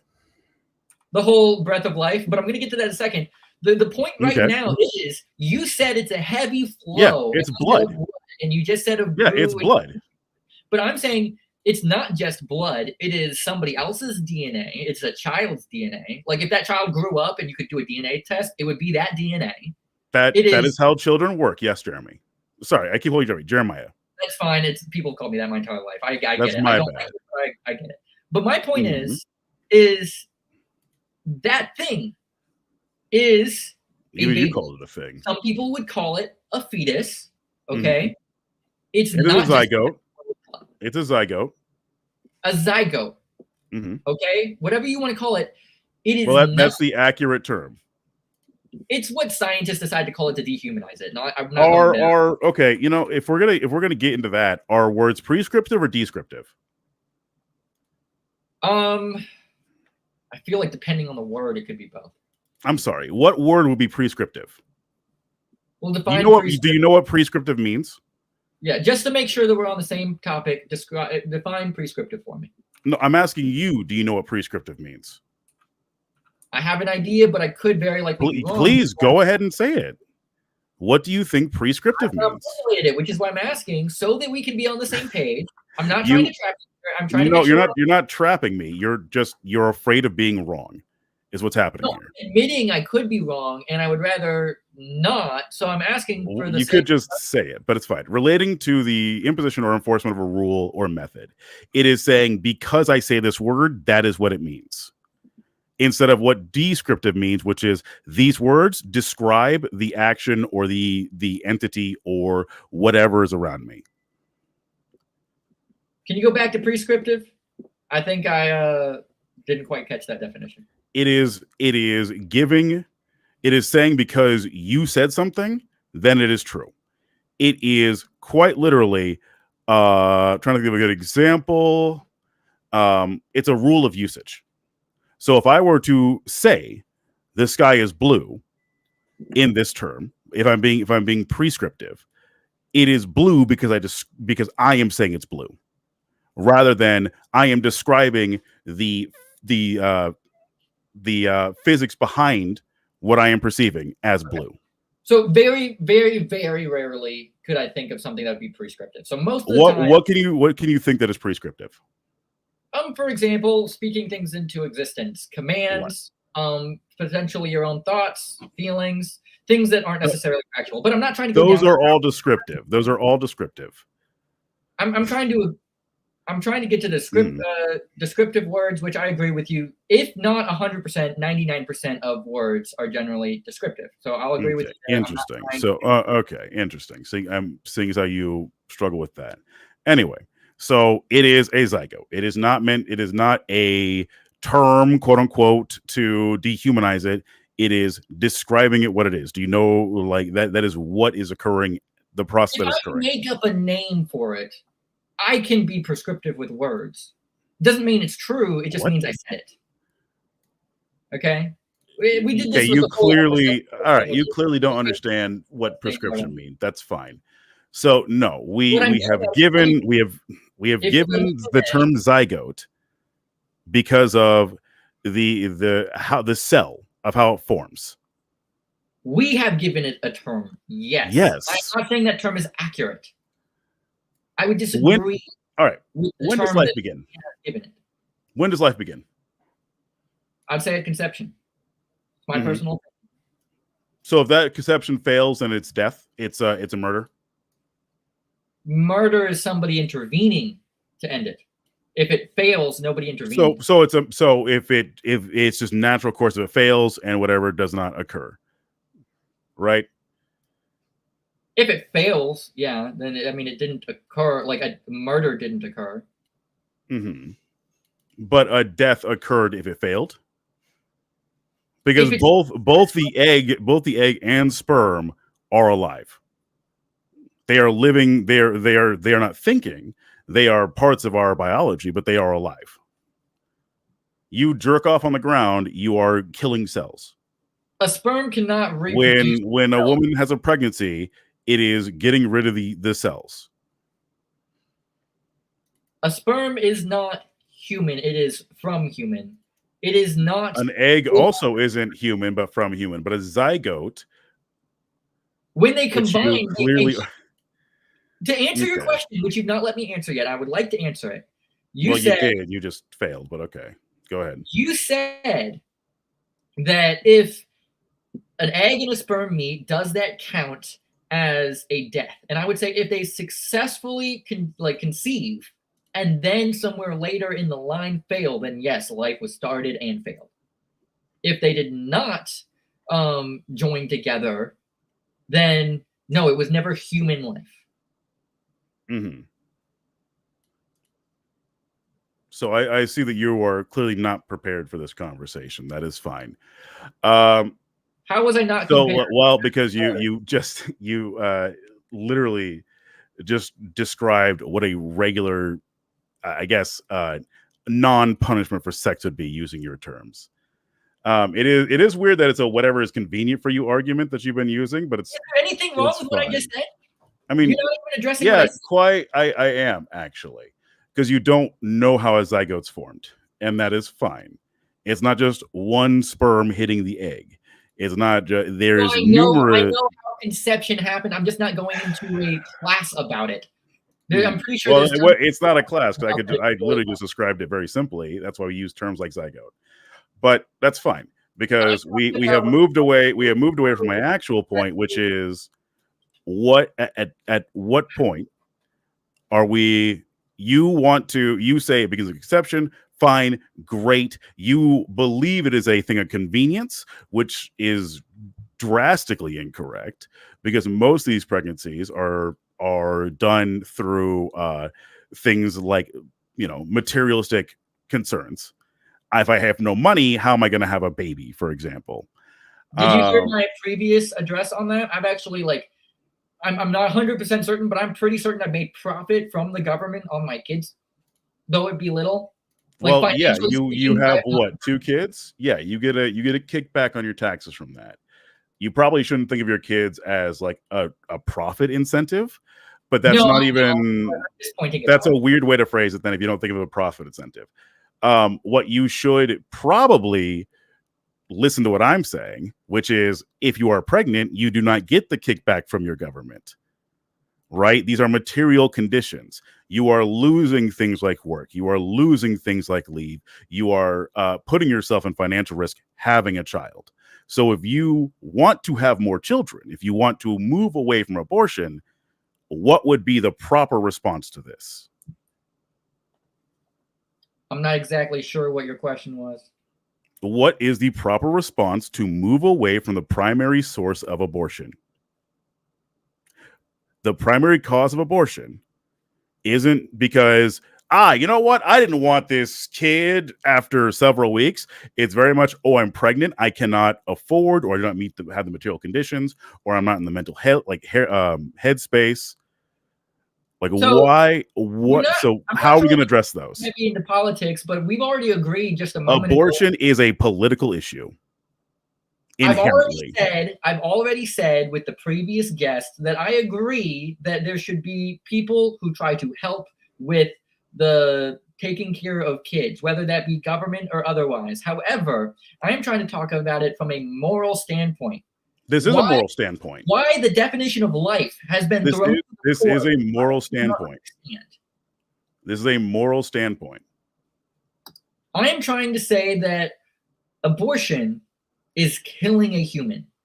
That is not a political thing. It shouldn't be. It is the most political thing you say, because you are now trying to control a woman's body in order to dictate what she can do with it. That is politically inherently. Well, here's the thing. If somebody goes and says, well, I want to hurt somebody else. I want to go and murder an adult. Mm-hmm. And we say, no, we're going to throw you in jail because you just killed somebody. So why is that? Person. How dare you? Why? They are two sovereign beings, correct? Yes, and my point is a baby should be a sovereign being. It should be a human. It should be a life. But it is living off the mother, correct? In that moment, yes. For the next 9 months, it's living off the mother. Yep.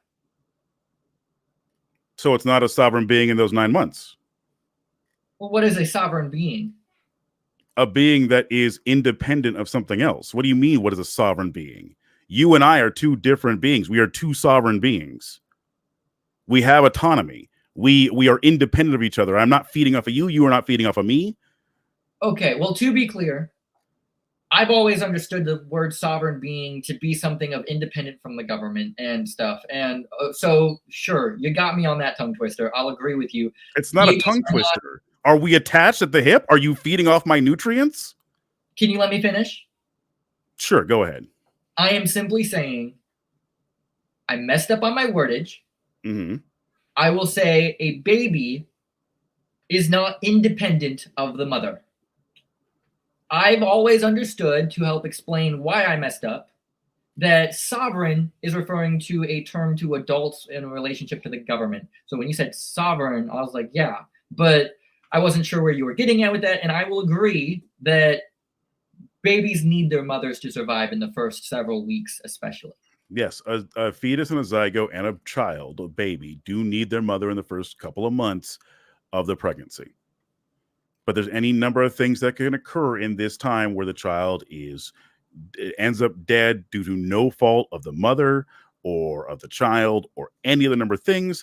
It can be born outside of the womb. It's amazing. We are complicated biological engines. Okay? So I'm glad that we've agreed on that. So at what point, what should we do to eliminate the need for abortions, because they do not occur because a woman randomly wakes up one day and goes, you know what? I've been pregnant for 8 months. I don't want this kid. Throw it in the child guillotine. See, that's the thing, though, is you're trying to talk about this thing that's not part of tonight's show. We're talking about ending human life. I'm not talking about. I'm talking about the reason why it ends. This is part of the conversation. Not not tonight. Okay. No, it's not murder then. If we agreed on the definition of sovereign, it's not murder because the child is not separate from the mother. That does not because mean zygote is not separate from the mother. Okay, so if I start you out on the North Pole butt naked and you die, I'd be like, ha, not sovereign. Well, no, you drop me on the North Pole, so yes, you would be the cause of my murder. Okay, so you remove a baby from the mother, the same thing as dropping you on the North Pole. That mother is the result of the murder. It's not the same thing, no. That is Because it's not the same thing. If you could stop talking for a minute, I can explain the difference. One, we are independent, right? We are not attached at the hip. If the mother was going to go and give birth in the North Pole and then leave the child, that is murder. Are you independent from the society around you? What? No. What? Exactly. You are not independent. You may not be attached from the hip, but you are not independent. If I remove you from all the resources that you have at your fingertips, given to you or provided via the society, and put you on the North Pole, you say they murdered me because they kicked me out. You are describing murder. That you are conflating biology with social constructs, Jeremiah. That is what you're doing. You are conflating biology with social constructs. It is a biological fact that a fetus, that a zygote, cannot survive without the mother. If you went and got your wife pregnant right now, let me finish. If you went and got your wife pregnant right now, and then for whatever reason she fell on her stomach, or she drank the wrong thing, or the child was just allergic to whatever medication your wife is on, that is not murder. That is still an abortion because it is still a termination of a pregnancy. Okay, so I will agree with you on one thing, which is an accidental death does not fit the definition of murder. And I will say this, an accidental abortion, as you would say, which I'm not exactly sure if that fits in the term of abortion, but I'll roll with it. An abortion is just a termination of the pregnancy. Termination just means ending. The accidental death of a baby in the womb, so that people can be clear where I stand. I'll use my own terms. Mm-hmm. The accidental death of a baby in the womb via a mother's action, taking the wrong thing, falling over, is not morally wrong on the mother. It was an accident. That's not what I'm getting at. I'm getting at the purposeful killing of a baby. When somebody intervenes on purpose. And then we get into the larger topic of what caused that. That's a conversation you do not want to have, because all you want to do is control what a woman does with her body. Well, I am going, hey, what leads up to this? Like, what's the cause of this? What can we do to solve this? I get what you're getting at, and we can all agree on some of the... Can you repeat back to me what I said? Because I don't think you get what I'm getting at. Okay, so you're saying what is the cause of these babies being aborted in the first place? That cause, in your opinion, and I agree with you, is mothers feel like the financial and world around them, the circumstances around them being... Their material conditions, yes. Their conditions does not... Material conditions, yes. Does not allow for a baby to be part of their plan, and that they could not support it even if they wanted to, so therefore they have to sadly end it. I understand what you're saying, and I want to help you. I want to make sure that you know that I've been listening. However, I agree with you on some of that solution, which is there should be good support structures. And if you listen to the previous person on this live stream, we had a great conversation where we agreed on all of that. However, this show's topic, maybe next show's topic can be on that. This show's topic is specifically talking about murder. Yeah, however you want to control women's bodies. Yes, I understand. Here's the thing, though. It is a consequence. It's not me trying to control a woman's body. Yeah, it's a consequence for having sex in your mind. It's wanting to control women's bodies. Yes. In the same way that you would throw a prisoner in jail. No, not the same way at all. That is an illogical. It does not count at all. Those are not comparable. It is whatsoever. How's it not? Because one is a consensual act between two adults, for the most part. A lot of abortions come from women under the poverty line, but in long relationships. So for the most part, it's between two consensual adults, and an accident happens. The condom breaks, birth control doesn't take because nothing is certain. So then a pregnancy occurs. So they have to make a decision on if they want or do not want that baby. And sometimes they decide, nah, you know what? I'll take plan B, the morning after pill, whatever. I'll flush from my system and we'll move on. So they had a consequence, a natural consequence that is taught to them in sex ed. Okay. You didn't know how a zygote formed. So yeah, you don't talk about sex ed. No, you said a pregnancy. Yes, okay. A zygote, yes. A pregnancy, okay, just in broad terms, and I do know how a zygote forms, and I'm not going into that right now. A pregnancy is caused by sex. That is simple, okay? Mm-hmm. As much the death can be caused by getting an infected cut on your finger. Let me finish. And no, it's actually way more likely. A baby, okay, is the cause of sex to a way higher likelihood, mind you. The baby is the cause of sex?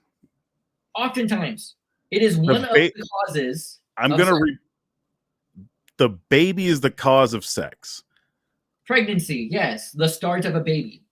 Okay. I'm making sure we were on the same. Yeah. What happened? If you had sex and you started a pregnancy, that's the if you started a pregnancy, the consequence, then that statement would be. Is the man required, by the way, in this situation? Generally speaking, but sometimes. Okay, no. What does the man do? That's not what I'm talking about. What's the consequence for the man? Well, in American society is that he has to pay child support and all that, but that's not what I'm getting at. Let me get what I'm getting at. Okay.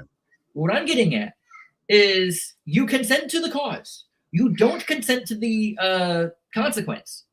You can consent to trying to be financially savvy or being financially illiterate. You can consent to how you spend your money. You can consent to what you eat. You can consent to what you do. You do not consent to the consequences. The consequences happen to you because of what you did, and sometimes because of what you didn't do. But my point is, so if someone has an overactive thyroid and just gain a bunch of weight, that's just a consequence of what? Being alive?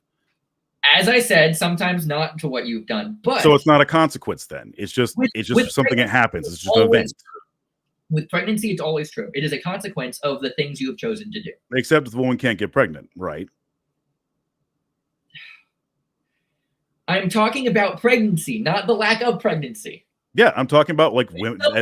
You can't look. The reason I bring it up, Jeremiah, is because what you are saying is something that is all-encompassing compared to what I am saying, which is that not all sex leads to pregnancy.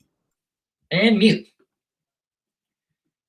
What I'm pointing out, and I agree with you, not all sex leads to pregnancy. When a baby has been started, when the pregnancy has been started, it is the cause of what was done. When you are having sex, you are rolling the dice of having a child. And if you can't understand cause and effect, if you can't understand that your actions have consequences, then you need to go back to school. Or you know what, maybe school did such an injustice that you need to just live life for a little bit longer. I'm going to undo force mute. Nice ad hominem there, Jeremiah. I appreciate it. So since we're going to be going down that road, we can do that. What? You accused me of an ad hominem? What was the ad hominem? Yes, by saying that I am not educated on what I'm talking about and that school failed me when I've clearly demonstrated that I know more about this process than you do. So cause and effect. So cause and effect. We can say cause and effect. Sure, let's go with cause and effect. You break your arm, suddenly you die from a blood infection, from sepsis. Did you That's cause and consent? effect, right? You consensually ran down the road, you stripped, broke your face on the sidewalk. Suddenly you got sepsis, a couple months later because you didn't get healed properly. You consented to running. You did not consent to falling over. Mm-hmm. But So my it's not. It's so The cause has if effect. these are if these are consequences, right? As you like to use the word, we should just control everyone's body, shouldn't we? The least threats that we have to our body, the least consequences we'll have, right? No. Okay, so not consequences; it's just cause and effect. People have to live with their consequences. Mm-hmm. You can't just remove the consequence because you don't like it. Oh, you can absolutely remove the consequences. Yeah. Sometimes. The curse of bitter water, for example, was a removal of a consequence. My point is just move right on. Okay, I see. It has an unavoidable consequence. Mm-hmm. That's what an abortion is. It's a solution. Yeah. Murdering. You think murder is a viable solution? In what way? Do you think murder is a viable solution to having to deal with the discomfort or the unfortunate event of having to take care of a kid, if you want to call it that? So again, the consequence of having, sex is pregnancy. Just wanting to control one's body again. Yeah, absolutely. I'm not trying. If a woman and I, if my partner and I were to have a child or were to get pregnant, it'd be a discussion between us, and my point would be, what do you want? How's the best way that I can support you? But you don't consider the baby at all. You don't consider that human who is defenseless, who won't be alive for another 9 months, who is already alive. Nope. See, that's the argument. Let's go there, because that's sure. Do you want to point to a timeline where the baby's actually alive? Like where in the timeline a baby's alive? Let's go with the most obvious one, the 24 weeks, where in some states it is still legal to abort a 24 week fetus. Sure. Can the fetus survive without the mother? Actually, sometimes it can. You can give birth. Put the kid in the incubator then. But that would be a discussion between the woman and her doctor. Well, no. So my point is, a 24-week fetus or a baby has been birthed, and then the hospital has taken care of that baby, and the baby has survived. Is that 24-week baby alive? In what? Hang on, repeat that for me again. A 24. So they induced the pregnancy. They induced the pregnancy. Sure what happened? A C-section or a premature birth? Or yeah, we can just use the term induce the pregnancy. Sure, the baby comes out. 24 or induce the weeks birth. along in the process. Mm-hmm. Is the baby alive? The baby requires assistance to live. They are by all technical definitions alive. Would I say dash the baby across the rocks? No. The baby was already born. So what about before it was born? A day before it was born? That is a ridiculous hypothetical, because it would have been a process up to this point. It would have been a meeting between the woman and her doctor up until this point. If for whatever reason the woman goes, yeah, this baby, I no longer want it, the day before she's supposed to induce birth, and send it to the fucking meat grinder, like, I would look at her and go, whoa, what changed? What happened there? But and there'd be a discussion that happened. But people do that. You now need to prove that people do that, because they do not. If we have hit the third trimester, the woman knows she is pregnant, unless there is a actual medical catastrophe that has occurred, because the baby's choking itself, because it's growing wrong, because it doesn't have a freaking brain. It should be like that. At that point, there are like conversations that need to be had. Okay, so abortions happen at the 24th week. Yes, I'm not saying they don't. Third trimester starts at 21 weeks, meaning abortions happen in the third trimester. Yes. And there was a video I never denied it that talked about babies because they're medically necessary. Did I deny that abortions occur at 24 weeks? So hold on. If it's having a medical issue for whatever Yes. reason, okay, it's deformed, it's choking itself, whatever this is. If it's having a medical issue, does that constitute killing it? Abortion should be provided throughout, or not provided, should be available throughout the entire pregnancy, because there can be anything from a medical emergency to, yes, we need to perform a C-section because your hips aren't dilating enough. So hold on. You're saying an 8-month-old should be able to be aborted due to certain circumstances? If the child is formed without a brain and is becoming septic, yes. Well, septic's different.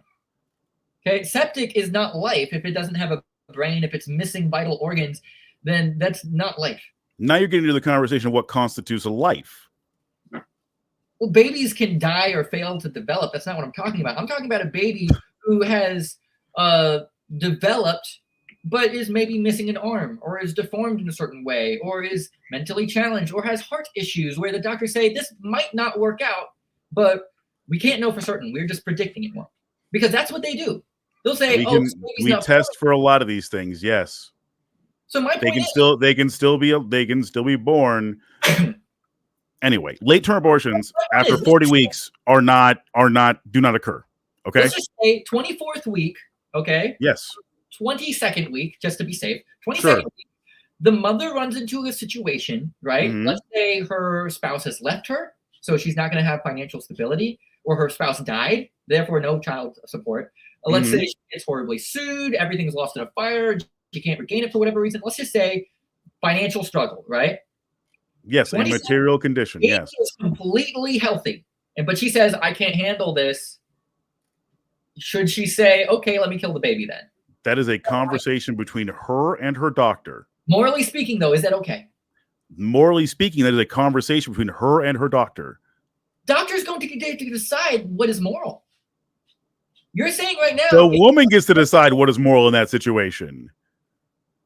So then what is the difference between that and killing a 2-year-old, morally? Because the 2-year-old's a sovereign entity. No, it's not. 2-year-olds can't go out and get jobs and survive on their own. By sovereign entity, I mean not plugged into the mother. It has its own autonomy. A toddler is not a fetus.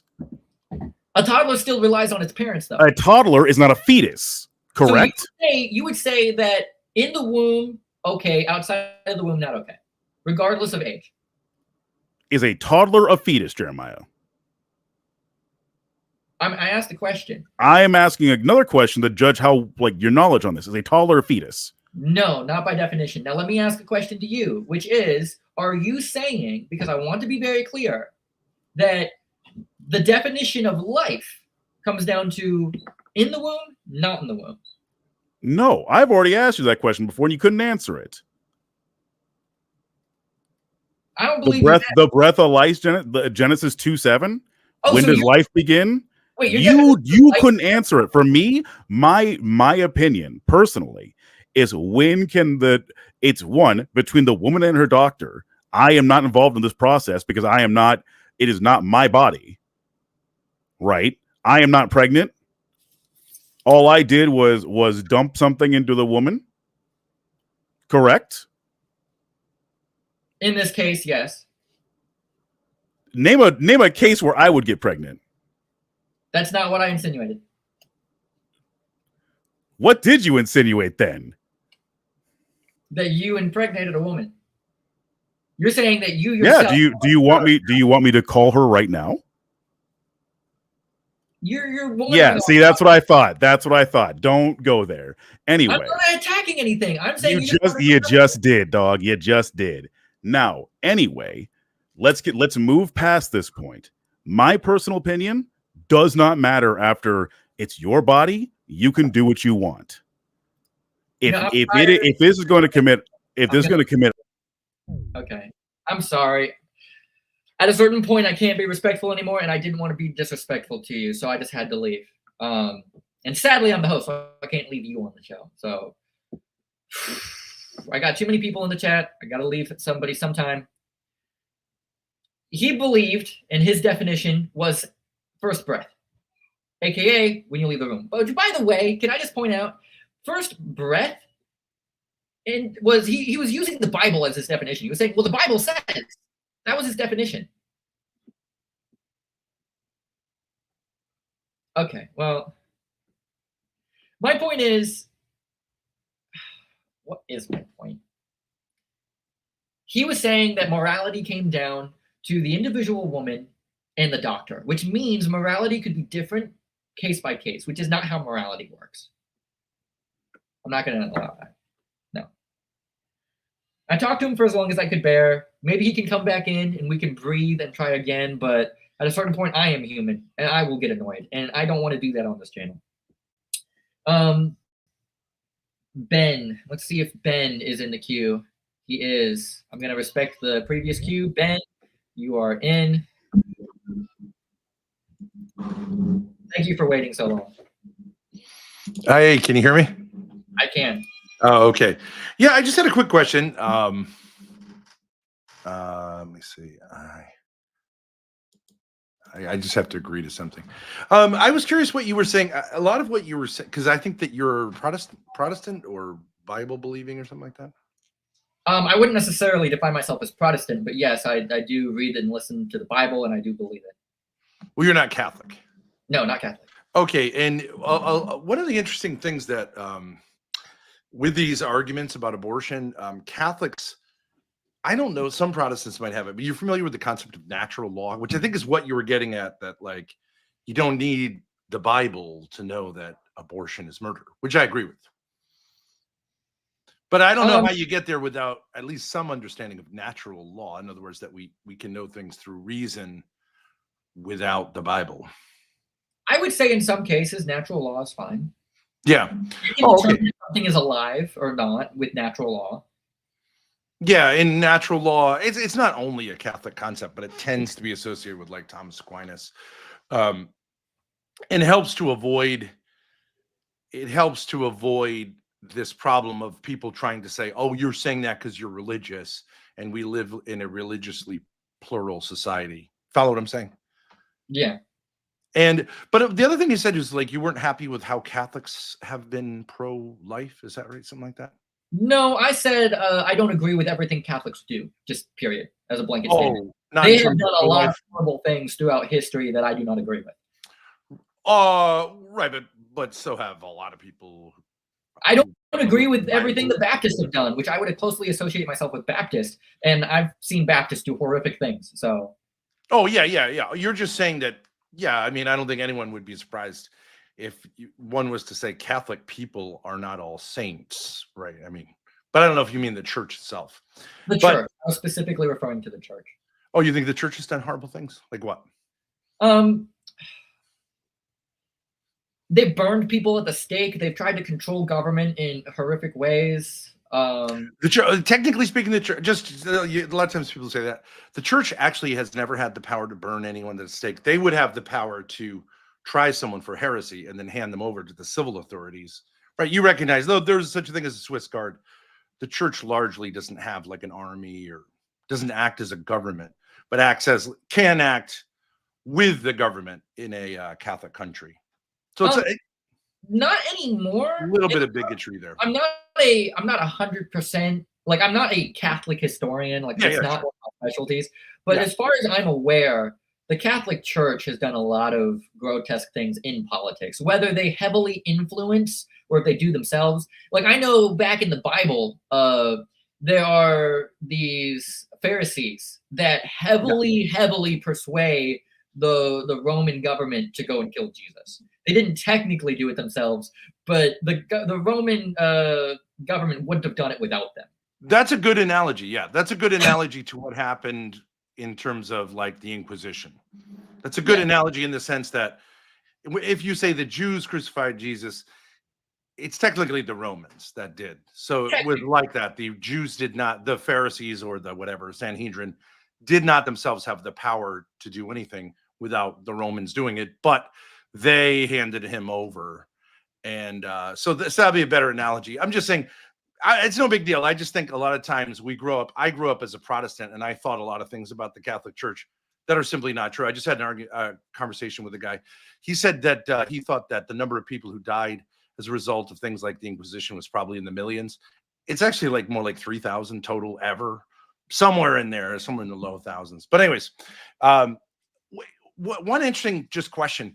I agree with you 100% about abortion. I don't know how anyone could disagree. Obviously, you're killing a human being, no doubt about it. Well, yeah. Did you But I'm see not- did you see the very beginning of my episode? I just saw the last 2 or 3, folks. Okay, so the very beginning of my episode, before I let people on, I showed pictures. I showed an animated video of how they did the abortion. You may have seen it. It's a very popular video. I just covered the basics, and I said, how do you not see this as a human life? Yeah. Right. It's one of the interesting things about science. As we know more about science, people are like, okay, no one's going to be religious. But like, the more we know about early human life, the harder it is to be. And interestingly, there's a movement among people who are in favor of abortion to say, yes, it is murder, but X, Y, and Z. You know, this whole clump of cells thing, it just falls apart. Not a human, it's Homo sapiens. We know that from the DNA. You know what I mean? So like science is on our side on this one and many other things as well. But what do you think about this position? I agree with you 100%. And you know, the Catholic Church really, when abortion was made legal in the United States, we were the church.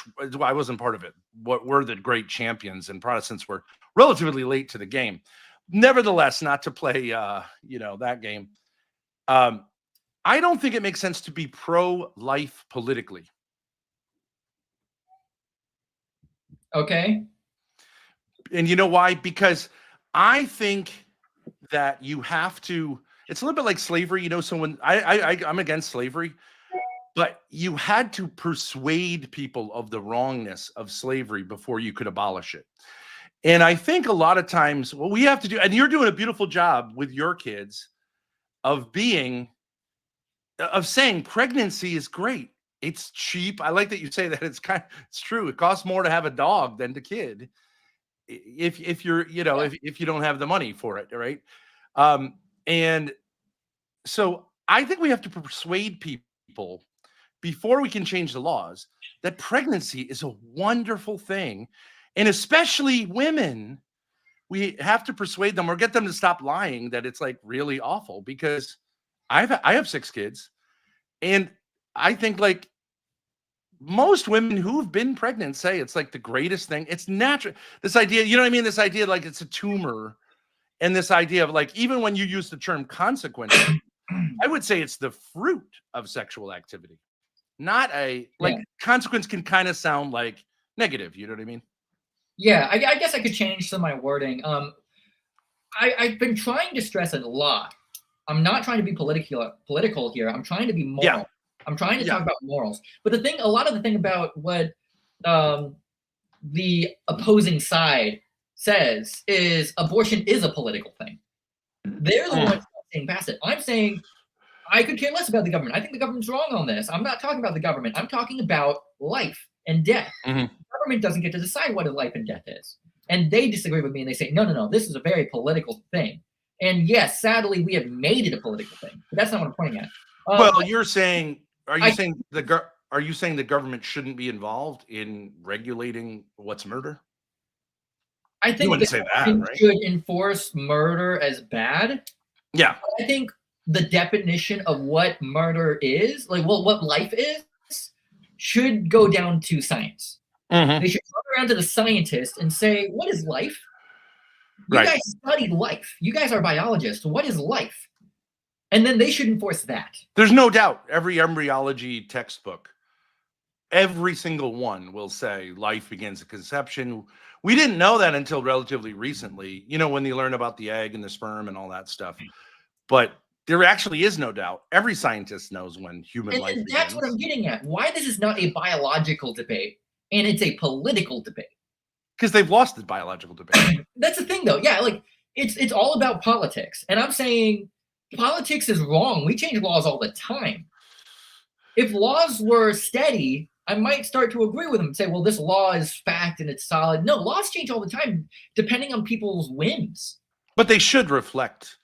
What I would say is civil law should reflect natural law. That's like the natural law way of talking about it, but they imperfectly do so.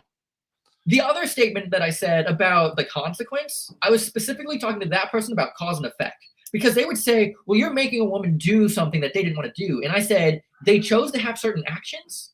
Those actions have consequences that they don't get to choose to have. They just happen. You Yeah. choose to drive like an idiot. A potential consequence is you get in a wreck. Well, Jeremiah, let me ask you just one question, and then I'll blip off, because I think you might agree with me on this. I've been at this like a lot longer than you have, but I don't really talk about abortion that much. But you sit there with these people and you're like, how can you not see this, right? How can you not see it? Like you because you have no reason to try to, you're not trying to cope for having had abortions, or maybe you have, I don't know, but like it looks like you're like pro-life in your life. So Never it's had consistent an with you. Never attempted. Well, I don't know, okay. I never Like even if you had, like you can. attempted to have my wife have an abortion or anything of those means. You are correct. Yeah, I'm just saying, like, you probably don't have a lot of guilt about it. The number of women who have a lot of guilt about it, and of course, for every one of them, there's a man usually. So a lot of it's coping. But I tell you what I think is the key to evangelization, and I say this as a brother in Christ. These people, you could sit there, you're going to pull your hair out saying, "What do you mean autonomy? It's a different life, right?" Always the problem is, and you consider watching a guy, he's a Protestant named Jesse Lee Peterson. You ever heard of him on YouTube? Not by name. He says, okay, the problem here is that the family dynamics of this person have warped their views of politics, religion, and all the rest, right? So in other words, almost always, I'll bet you have a good relationship with your father. At the moment, yes, but not always. I had a pretty horrible relationship with my father in the early years. But I wasn't saying it had, but have. And I think that that's usually the problem, because as Christians, the Christian religion is a daddy religion, right? And people say, what are you talking about? But really, the point of our Lord coming into the world was to bring us to the Father, right? And we call God our Father, unlike any other. Muslims don't really do that. Jews, to some extent, do that, but it's a Christian thing. And if you don't have a good relationship with your father, it's difficult to have a good relationship with your heavenly Father. And I think that's like a mental illness that keeps people from recognizing something obvious, which is that human life begins at conception, which any embryologist, it's not even controversial that that's the case. What do you think of that? I agree, but I do want to say something different. So you're saying that I should be more compassionate. I could be more loving when it comes to the people who. No. Well, let me finish my statement, and then you can tell me I'm wrong. Okay. What I'm understanding, I could be wrong. It looks like I'm wrong. Is you're trying to be more. You're saying be more compassionate and loving when expressing this thing that is wrong to the mothers. No. I mean, okay, then please explain. I would say be less compassionate. Women are evil. Like look at Eve. You know what I mean? The women. I'm not saying all women are evil, but like this idea that women are victims, or they don't have enough money. It's all baloney. I mean, we like men and women. Our society largely doesn't care about human life. And so I don't think you should treat women like he loves and pretend that the reason they're having abortions is because the government hasn't given them enough assistance. You and I both know that's not true. Well, compassion, not lies. Compassion. I don't think you should have compassion for someone. And in 99.99% of these cases, the women are pregnant because, like, frankly, another thing about science is women know how to avoid pregnancy if they want to. It's pretty hard to get pregnant if you even know the basics of like the cycle. And I'm not in favor of using birth control and things like that, but it's these women are what they're doing is they're creating a crisis that's going to force them, that's going to make it okay for them to kill someone because they're evil. Their father is the devil. They've turned away from the light. And so what are you getting at exactly? Because I'm confused on what you're getting at. So what I'm saying is, if like a lot of people, you seem like a sincere young man who's like, you're just like 1 + 1 = 2. And I'm saying it's not really about what is apparently it is about. You're like, why would any woman do this? Like, why would any man encourage a woman to do this? Why is everyone lying? And the reason is not because they don't understand that human life begins at birth. They don't want to see those pictures you show them, and they want to go, it's AI. because they don't want to know the truth. Well, You so know, I agree with you. There's a couple different positions, and this is why I approach the way I do. There's the people who know better and refuse. They are willfully ignorant or dumb on purpose, as I would like to say. There's the people who don't know. There are lots of mothers who go to the abortion clinic without it. No way. No way. I got some crazy statistics for you. Well, I don't have the actual numbers, but I got to my general In concept. 2026, a woman doesn't know. Come on. Oh, hold on. There are many women who it's not real for them, or they don't quite understand. Okay.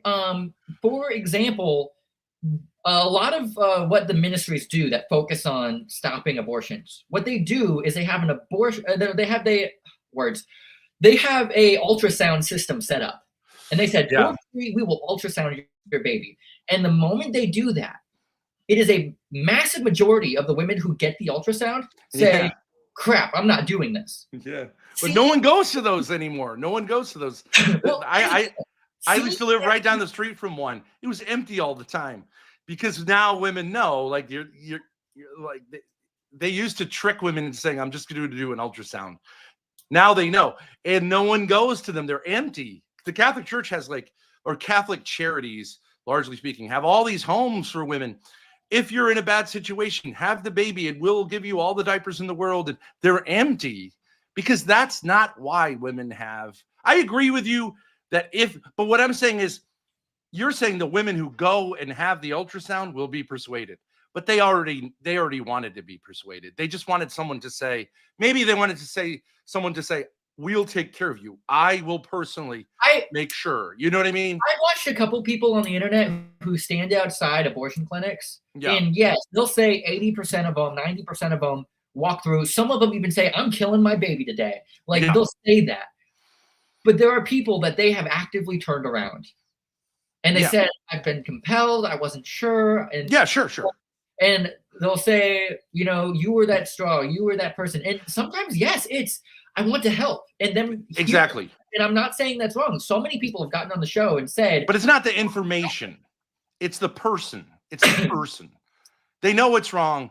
They see a sweet old lady saying don't do this. And they're like, okay, okay, let me go to you. And, I don't want, I know there's a lot of women who go to abortion clinics and I can't believe there is one of them who isn't you know what I mean? I'm not saying it's an enjoyable experience, but I think it's the lack of love in their lives, the lack of people who've shown them love and therefore that they should be loving towards their baby. They're in a sense just like taking the abuse, whatever, that they've seen it's a rough life. So why should I spare this kid? It's not a lack of information though.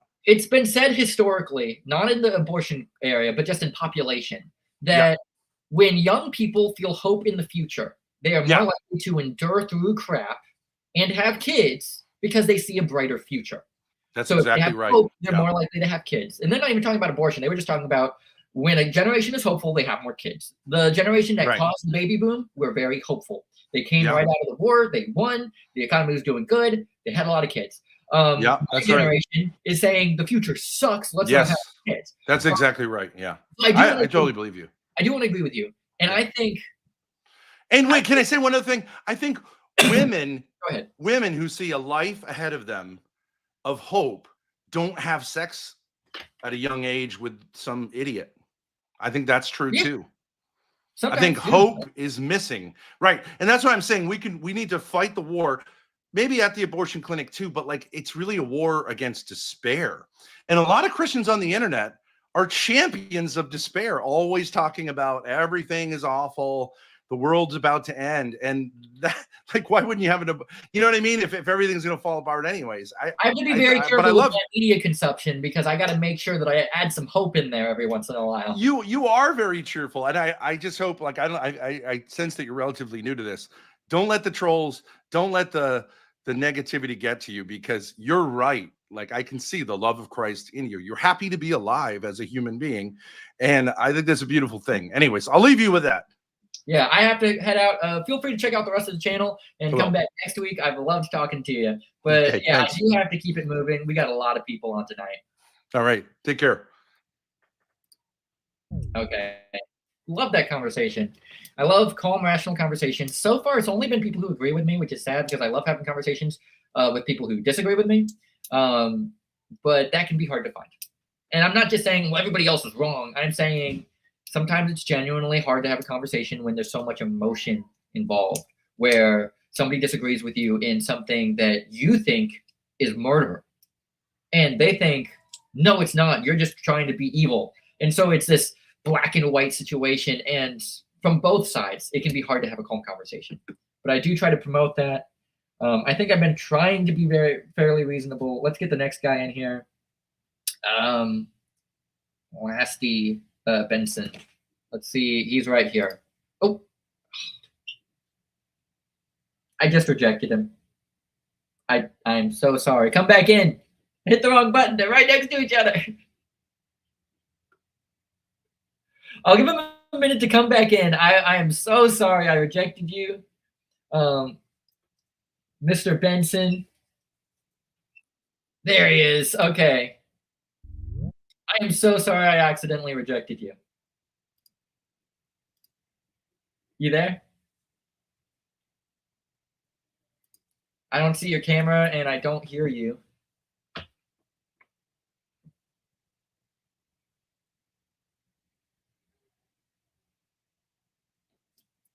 There you are. Okay, I see you. Still don't hear you. You're muted.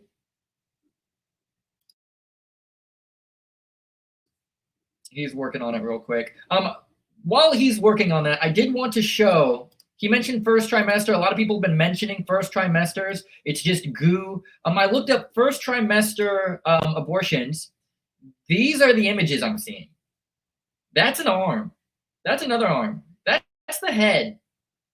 This is not goo. This is not thick goo coming out. This is a person. It's a tiny person, but this is not just a clump of cells or goo. The doctors will tell you it's just goo. Oh, but don't look in the toilet. This is why. Look at this. This is why I say 1 + 1 = 2. How can you not understand? Mr. Benson, are you there?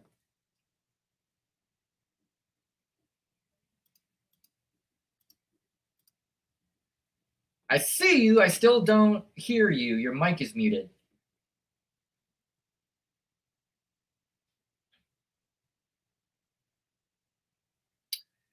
If you can't figure that out, I'm going to have to regretfully move on to the next person. Let me see if I'm... Yeah, they left. I didn't even kick them. Oh, they can't hear me. Yeah, something must have been disconnected. Try again. I'll let you in after Dargesh. Admit Dargesh. Dargesh! Are you there, Dargesh? Can you hear me? Yes. Okay. I mean, if you can get Lasty, and Lasty's usually a good person to talk to. Yeah, I tried. He said he couldn't hear me. I couldn't hear him. If he can reconnect, I'd love to have him in next. Yeah. But so, yeah, I can't do anything about it. I have a couple questions for you, and I do promise they all lead to things. Let's say that you have a twin. And you and your twin have a rare disorder that only you can accept blood from the other. We'll just go with that, just for this scenario. Now, your twin gets in a very bad accident and requires an immediate blood transfusion from you. You're the only one that can give it. Should you be forced to give that blood transfusion? I'm not asking whether you would. Not your fault. No, you shouldn't be forced. It should be your free will. Okay, so you're saying that you have a right over what you do with stuff from your body. Okay, now we'll go with another bit. Let's say that you both were involved in an accident. You died. Your sibling didn't. You were not an organ donor. Should they be allowed to just take your organs and put them in your twin to keep them alive?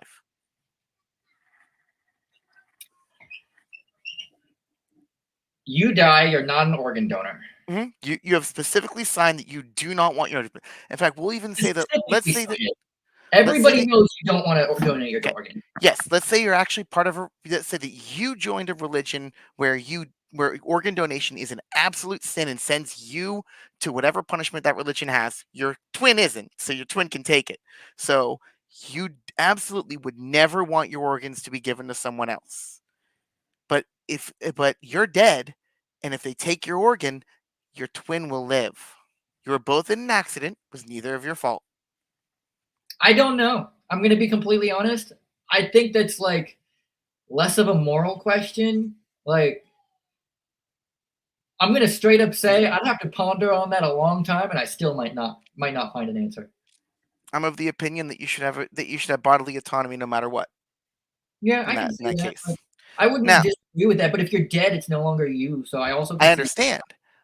But legally, too, by the way, according to the law, what does the law say in that manner? I'm going to guess that the law, which is again just opinions of a bunch of people, I disagree with. It's what's signed in.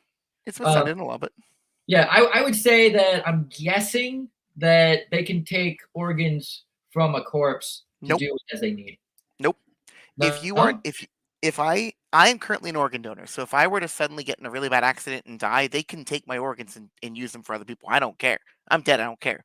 But if I did not sign that organ donor slip when I got my driver's license, if I was not a registered organ donor, let's say that I all of a sudden just die for no reason and every last one of my organs is in perfect condition, they can't do anything with them. They legally cannot touch them. Okay. I mean, that's them with the law. Okay. Now, another question. Let's say that a woman is raped and she gets pregnant from the rape. Should she be allowed to abort that? She didn't choose to have sex. It was forced upon her. In my personal opinion, I would say no, and here's why. Okay. Why would you punish a life that did nothing wrong for a life that did something wrong? So I would say in that case, and it's a horrific thing, my personal opinion, and this isn't what the government does, and I am more okay with this than the other parts of the topic. I still don't like it, but I'm more okay with it. I would say two wrongs don't make a right. It is morally right to do the best thing. Now, have you talked to someone that's in that scenario where they are pregnant from a rape, from a child from a rape that actually is putting up with it? I have. I have not directly, but I've heard both sides from people who have put up with it. Okay. Do you know what happens basically every time they wake up and look down and see themselves pregnant? They panic, probably. They relive the rape. They what? Every day for 9 months, they relive that horrific event. But you said before that them getting pregnant and having to carry it is a consequence of them choosing to have sex. She did not choose this. It was forced upon her. And now she's being forced to suffer 9 months of dealing with this. And then whenever the child is born, do you know how much legal parental rights a lot of times the rapist can get? Quite a bit, I imagine. Yes. So now let me say this, because go ahead. I want to make sure that you understand my side. I am talking about when I say consequences, the consequences aren't always something in your favor. And that's referring to 99% of the abortions that happen. When referring to rape, I take a different stance. I'm more with my answer, and I say, it's not that this is your fault. It's obviously not your fault. But what I'm also saying is from a moral standpoint, not a legal standpoint, from a moral standpoint, two wrongs don't make a right. And that's why I said the best situation is to go through with it, because killing another innocent life doesn't make the first wrong right. That's my point. I'm not saying that legally speaking, you shouldn't be able to do this because bad stuff happened to you. I'm simply saying it's like somebody crashed into your vehicle, so you get them back or something. I'm just like, it doesn't help.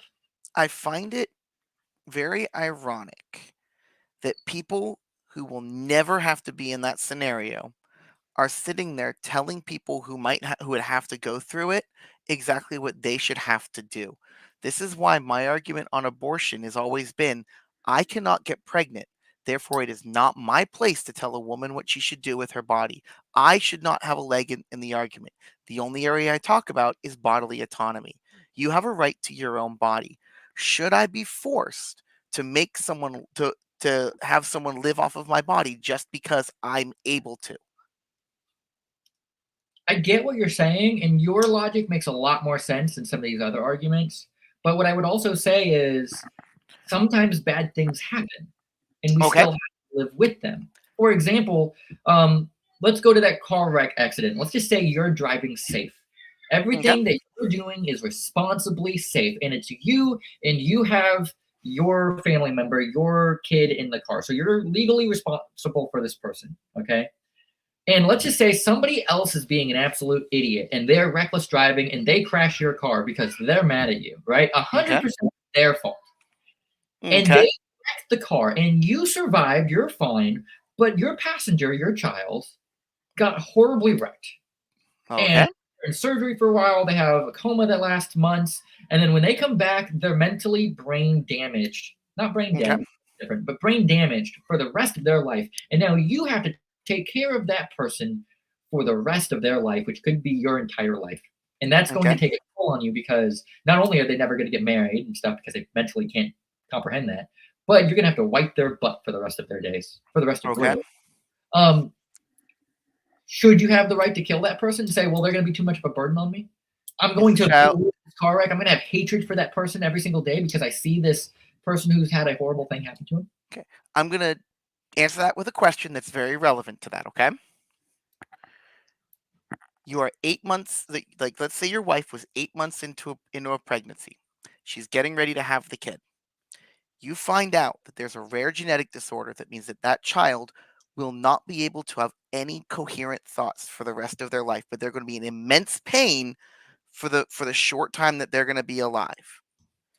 Right now, they're not suffering pain, so you could put them out of their misery now without doing it. Or you could give birth to the child, make them live their entire rest of their life, which might only be a couple hours, in the worst pain imaginable.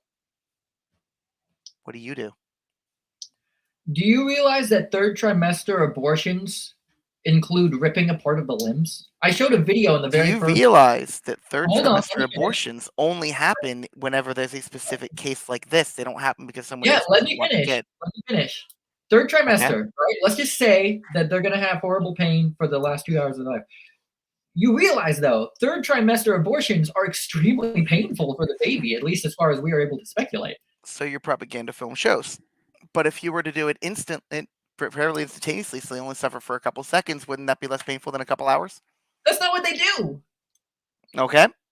And that. Here's my answer, right? Yes. They should have the right to attempt at life because doctors can be wrong. Okay, so you're going to force them to live for several hours in absolute agony when we could just solve it immediately without having them suffer very much. So back to my question, which hasn't been answered yet. Okay. Yeah, I'll go back to that one.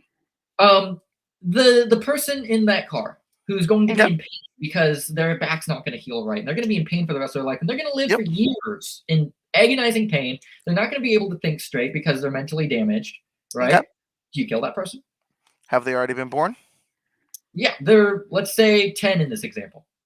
Then that's a different scenario than a fetus has not yet been born.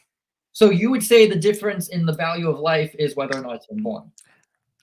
A lot of it comes down to whether or not they are viable outside of the womb, in my opinion. If they have already been born, that means that they are currently now alive. And if it were my own child and they were already born, yes, I would absolutely want to do my best to help that child as best as they could after it was born.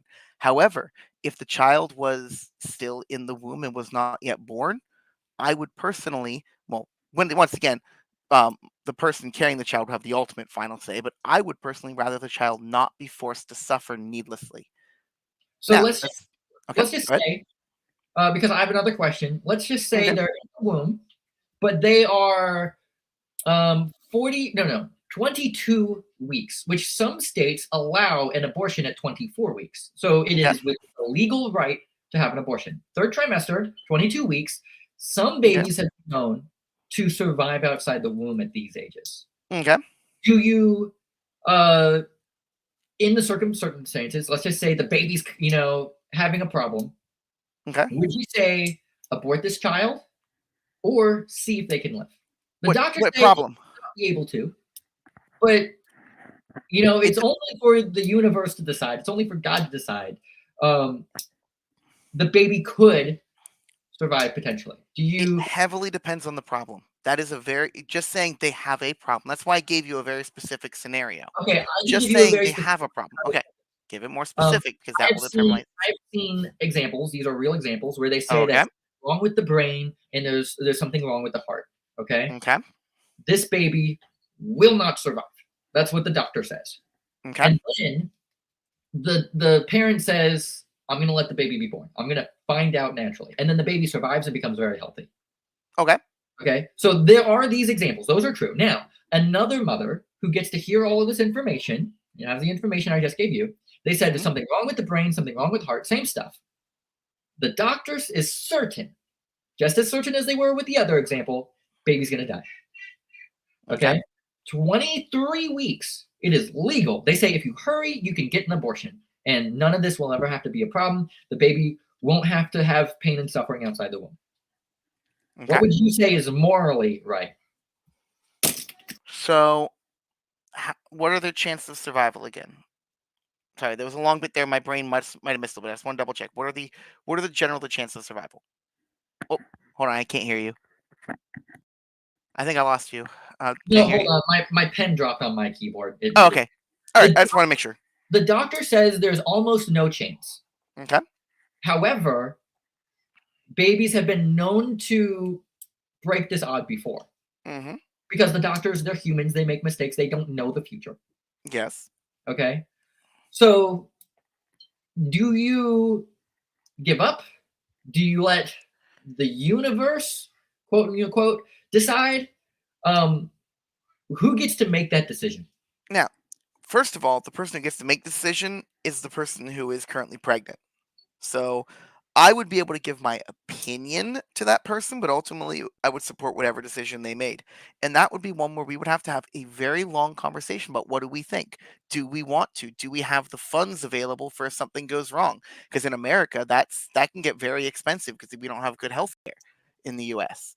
So I would have to really look and go, do I have the funds to be able to care for the child if there's a lot of medical issues? That could be another problem. Because if I don't have the funds for it and it turns out that they are having problems, I now cannot afford this child. So And I'm now, saying morally. morally, Morally. again, that would be a very difficult scenario. Like if it's something where it's going to be incredibly painful to their survival and they're going to live their entire life in pain, I would probably rather they didn't. Well, you don't know. I'm saying Okay. you don't know.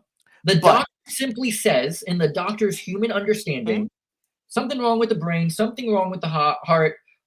Baby has a very high possibility of dying. But you've heard of stories, and you don't know how rare or positive, like you don't know how rare or likely these are because I don't, so I can't say. But you've heard of stories where the parents say, screw the doctor's opinion, we're gonna have the baby and we're gonna see. We're gonna see what happens. And the baby lives a completely healthy life. And they're like, wow, that doctor was 100% wrong. Okay. So my point is, do you, at 23 weeks, which babies have been known to live outside the womb at that age, it's risky, but it's happened. Do you, A, have the baby outside the womb and just see if it can survive, right? Okay. B, say, no, we're going to kill it because the doctor says there's a 0% chance of survival. Do you see, wait for all trimesters to complete and have the baby naturally and then see, like, what is the morally right answer? Would it just be the mom and the doctor get to decide what is morally right? What I would do is I would see about getting multiple opinions. So I would get an opinion from that doctor. I would go to several other doctors and get opinions on it. That way I can make absolutely certain. Because yes, one person can make a mistake, but if you get 5 opinions, you're less likely to have a mistake. You see what I mean? Let's just say that all the doctors come back the same, because there have been people who get several opinions and it's still wrong. Utterly wrong. If all of them are coming back the same, and if they are right, the child is going to live an incredibly painful life, I would probably not want to make the child suffer that painful life. Okay, so just to be clear, a child who is potentially viable outside the womb, Okay. who is going to have a bad life, Yes. should be killed. I would personally, I'm not saying they should be. That was a very case by case basis. Everyone has their own decision. I will never fault someone for making the decision if they should, and I'll never fault someone for saying they shouldn't. I personally, in that scenario, if I had to make the call quickly, I would probably go with not making them suffer because I would trust the doctors. There's a And chance that they might not have, but the chance they might have, and I would go with the fact that I would rather them not suffer. Yeah, and I agree with you. It is hard to make these decisions, and I don't hate. There are mothers who, in my opinion, so just to hop in my shoes for a second, in my opinion, these women are lied to. They are convinced of something that isn't true necessarily, and then they go down that path. I don't hate on those people. I don't blame them. I don't judge them. I say, hey, horrible things happen to people. So I get it. In situations, it's hard to just judge somebody. It's not always good to judge somebody. But generally speaking, you would say morally it's okay to do that. I would say that once again comes down to each individual person and their own opinions. In my opinion, in that scenario where the child is most likely, according to the doctors, not going to survive, and I've done my due diligence and not just gone to one doctor, then I would trust the doctors and I would not want to make the child suffer. There is a chance that they are wrong, but there is a very good chance that they are correct based on what we have seen. Like I said, yes, there is a chance that they could have survived, but it's slim. And I would rather not, I'm not going to roll those odds, make the child suffer, and also have to deal with all the medical expenses that right now as a teacher, I couldn't afford. So, but you're saying that if you were in that circumstance, you would deem it morally okay for you in that circumstance, not other people, in the situation I am in, yes. If I had unlimited money, then that might be a different scenario because I could be able to seek different medical health care and do different things. In the scenario I am in right now, with it as a teacher on a teacher's salary, there is no way I could afford to be able to take care of the child when things go wrong. Well, yeah, but morally speaking, money is not. Morals don't comply to money. Like, but you have to whether factor you're a that in. millionaire or somebody with $1 to your name, morals are the same. Not necessarily. As we've seen with what's going on in a lot of cases, those with a lot of money tend not to have many morals. But there tends to be a certain correlation between the more money you have and the less moral you tend to act. But I'm saying in this case, because I am in a scenario where I do not have a lot of disposable income, and I have to really take that into account. Part of my ethical decision would be that I would not want to force a child into a world where I would not be able to pay for the medicine to take care of them. And I would also have to, if they are in a very dire health situation, I might have to lose my job to take care of them. And if I don't have the money, then the moral thing to do is to not ruin everyone's life around the child as well. But see, that's the problem, is you're saying it's okay to end one person due to the suffering of everybody else. And I am looking at this. Horrible suffering at that. That's my problem. What I am looking at is I'm being also fairly practical. In my current situation right now, my family would not have the disposable income to care for a child that has serious health concerns like that. That is very critically injured. They have very critical pain. About finances. We've said maybe they'll grow up to be a completely healthy person, no medical intervention needed.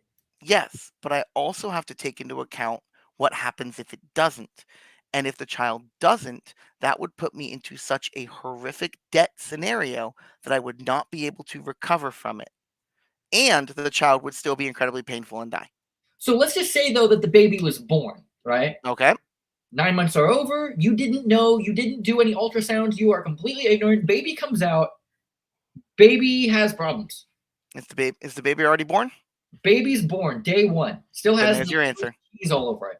But then there's your answer. You realize, oh crap, this baby's going to be in pain the rest of its life. It's going to cause financial ruin to me. I'm going to be completely broke for the rest of my life. This baby's going to be absolutely horrible on everybody in the worst way possible. But it is born now. It is out of the vagina. Baby's already born, right? So you can't do anything about it? Can't kill it? Missed any option. So I should have done my due diligence to make sure that the child was going to be healthy before the birth happened. So that's my whole thing, though, is you're saying there's this magical gate of the vaginal canal where inside the vaginal canal I can make my decisions. Outside the vaginal canal, can't make any decisions about it anymore. It is what it is. They're already born. They are now officially separated from the mother. When they are in the womb, they are still part of the mother, and the mothers ultimately would get to say what happens to the basically the fetus inside of their own body. So what if an hour beforehand you start to see complications and you say, no, can't do this? How critical are the complications? Let's just say, for the sake of the argument, same circumstances, going to be absolutely horrible. Is the mother's life at risk? No, not the mother, just the baby. What did the mother say was going to happen if she was in such a scenario? What do you mean? So the mother is right now, there's complications, so she's probably already in labor, so she probably isn't able to really do much because she probably is under medication, which would mean that before such a scenario would have happened, I would have talked to my partner and been like, okay, in this scenarios, what do you want to happen? Okay, let's just, for sake of the argument, because you're just going to say whatever she says, and whatever she says is right. Genuinely, yes. Well, so I'm saying, like, let's just say, okay, she wants to kill it. She says if the baby's going to have problems, we should abort it. That's like her stance, and you know that for 100%. Yep. Is it her body that the baby's in? Her body, the baby's in, but you could get the baby out pretty quickly without even causing extra harm to the baby or the mother. Is the baby currently in the body? Technically, yes. Then there's your answer. So you're saying down to the line, inside the mother, mother's right. Even to the point of don't let the baby out, we need to kill it. Bodily autonomy. Bodily autonomy. So you're saying it's okay to kill a baby as long as it's inside. Bodily autonomy. Can I get a yes or a no? I'm giving you my answer. It's bodily autonomy. Is it inside of her body? Yes. There's your answer. So you're saying her body, her choice. Why are you so against saying yes? I'm telling you that yes, I would say it's her body, her choice. I am telling you yes. Okay. I'm making my answer blatant. To the point where you have to hold that door shut. And that's my point. You're saying that for whatever reason, there is a magical door. And I'm saying that's a life. And if you could, I would say, you know what? I would be happier, not necessarily completely satisfied, but I would be happier if you said, oh, this baby's going to have lots of problems. Well, let's get it out really quick. The baby's already trying to get out. Let's just help it. Let's just get it out really quick. It's not going to cause a mother any more harm to get the baby out instead of leave it in. That's what I'm saying is So I have a question for you on a similar scenario. Your wife is getting ready to give birth to your next child. There is an incredible complication that's going to happen. The child will be born completely healthy, but the mother will die, guaranteed. There's no way to stop that unless you abort the birth right now. What do you think is more important, the person already living or the potential life that is about to be born? Okay, well, I will answer your question, then I will give you some more information on a second, but I want to make sure the answer is valid. I would say, let's just say the mother absolutely values their life more than the kid in this circumstance. They want to live, even if it means that it's a choice between the baby and them. It's a very rare circumstance, but I'll let you have that. In my personal opinion, morally speaking, you should do everything you can to save both. You should do what you can to save the mother. You should do what you can to save the baby. It shouldn't really be one over the other. It should be a statistical number. How can we try to save both of them as effectively as possible? And then whichever one happens, that was an unfortunate example. Now, I've talked to my wife about this. If you want to know, I'll let you know. My wife has said, if it comes down to me or the baby, save the baby. But that is my wife's personal choice. That is her choice, and I would respect her choice there. But I would say, regardless of my wife's choice, my personal opinion on what is moral, which the doctors would override me. And I would say, wife, you're wrong in this. And she would say, screw you. You know, if she did all this, I would say the moral responsibility is to try to save both lives with as much intensive care as possible. And I would say if one died or the other, that is a horrible loss. But there's rarely a circumstance where you have to choose like that. Because getting the baby out doesn't hurt the mother. Like that, I'd say it's almost impossible to have to make that choice. No, it's not impossible. It's a lot less common now, but it still does happen, especially if you go to places that have one of the advantages we have in the US and in most in places like Europe, that is a a health system that has a lot of options. But the further you go away from that, the harder that gets. And even in the US, there are still many scenarios where, due to whatever is happening, the mother's life is at risk, Well, I even know, if the like, child could be maybe born. in the past, and I'm speculating here, so I Mhm. could be wrong. In the past, it used to be the baby's not coming out, the baby will die if it doesn't come out. We could cut you open and get it out, but then you'll Mhm. probably die. I could see that being like a thing where you have to choose: do I cut the mother up and get the baby out, or do I leave the baby in and die and then pull it out later? To that situation, I say, okay, sure, that could happen. At that point, where's the moral line with that? I'd say it's gray. But the thing is, in today's medicine, we don't even have to worry about that. And I'd say that's less of a question of morals. Like, let's say it is truly like that, like exactly the way I painted it. I don't want to say it again in fear of getting banned. But let's just say that is your choice again. I would say that at that point, it's not a question of moral, it's a question of strategy. And I would only say that because you're going to have to kill one or the other. But I would say you have to make sure you take every step possible. I'm talking about praying to whatever God you believe in, even if you're agnostic. I'm saying everything, down Now, to reaching in and trying to pull it out to every possible thing. And at that point, if it's out of your control, that's not a moral question. It's out of your control. I have another question for you. Similar vein to seeing I'll what do the the last one because I need to get Okay. to people in the queue. All right.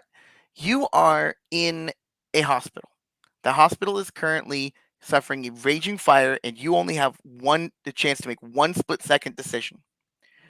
If you go down the hallway to the left, there's a single child that's born that you could save. If you go to the hall on the right, there is 10,000 conceived embryos that are ready for you to take out and save. Which do you save and why? I feel like that's like a trolley car question. Have you heard of the trolley car question? I'm aware of the trolley problem. Yeah, most people have. You can look it up. I'm not going to explain it. I'm aware. Neither answer is wrong. I mean, I could ask a bunch of questions. I'll say this intuitively, my brain is going to see a lab on one side and a crying baby on the other, and my meat brain is going to take over regardless.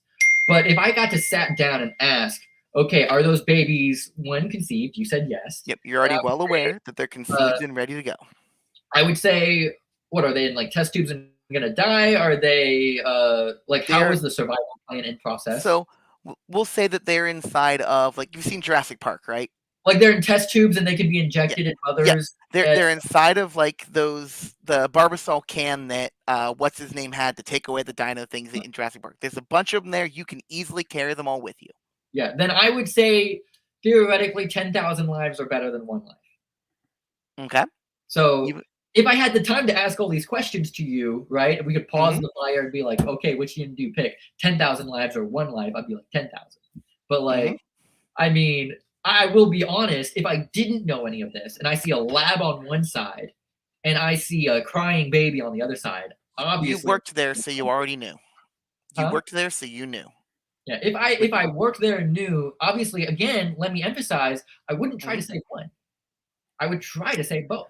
The way that the fire is approaching, you've got two. You can only make it down one hall. It's far enough down the hall that when the fire is approaching, the other one will be destroyed. And that's my point, though, is it's a difference between moral and physical ability. Okay? My point is, the moral is try to save as many lives as possible. The physical limitation is you can only pick one. You can't be blamed for picking either. It's also seeing where you put your value and everything. In which I will say, your choice does show your consistency with conception being life. I've talked to a lot of people who say that as well, who would then immediately just say, well, I'm going to go for the baby every time. And at least yours showed some consistency there. So I will at least give you props for that.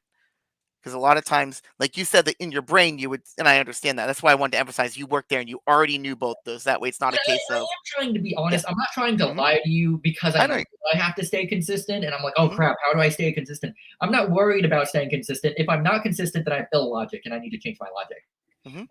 If I am consistent, then the definition of logic is that things still work when you test it. Like, that's how logic works. And so it has to be consistent if it's going to be logic.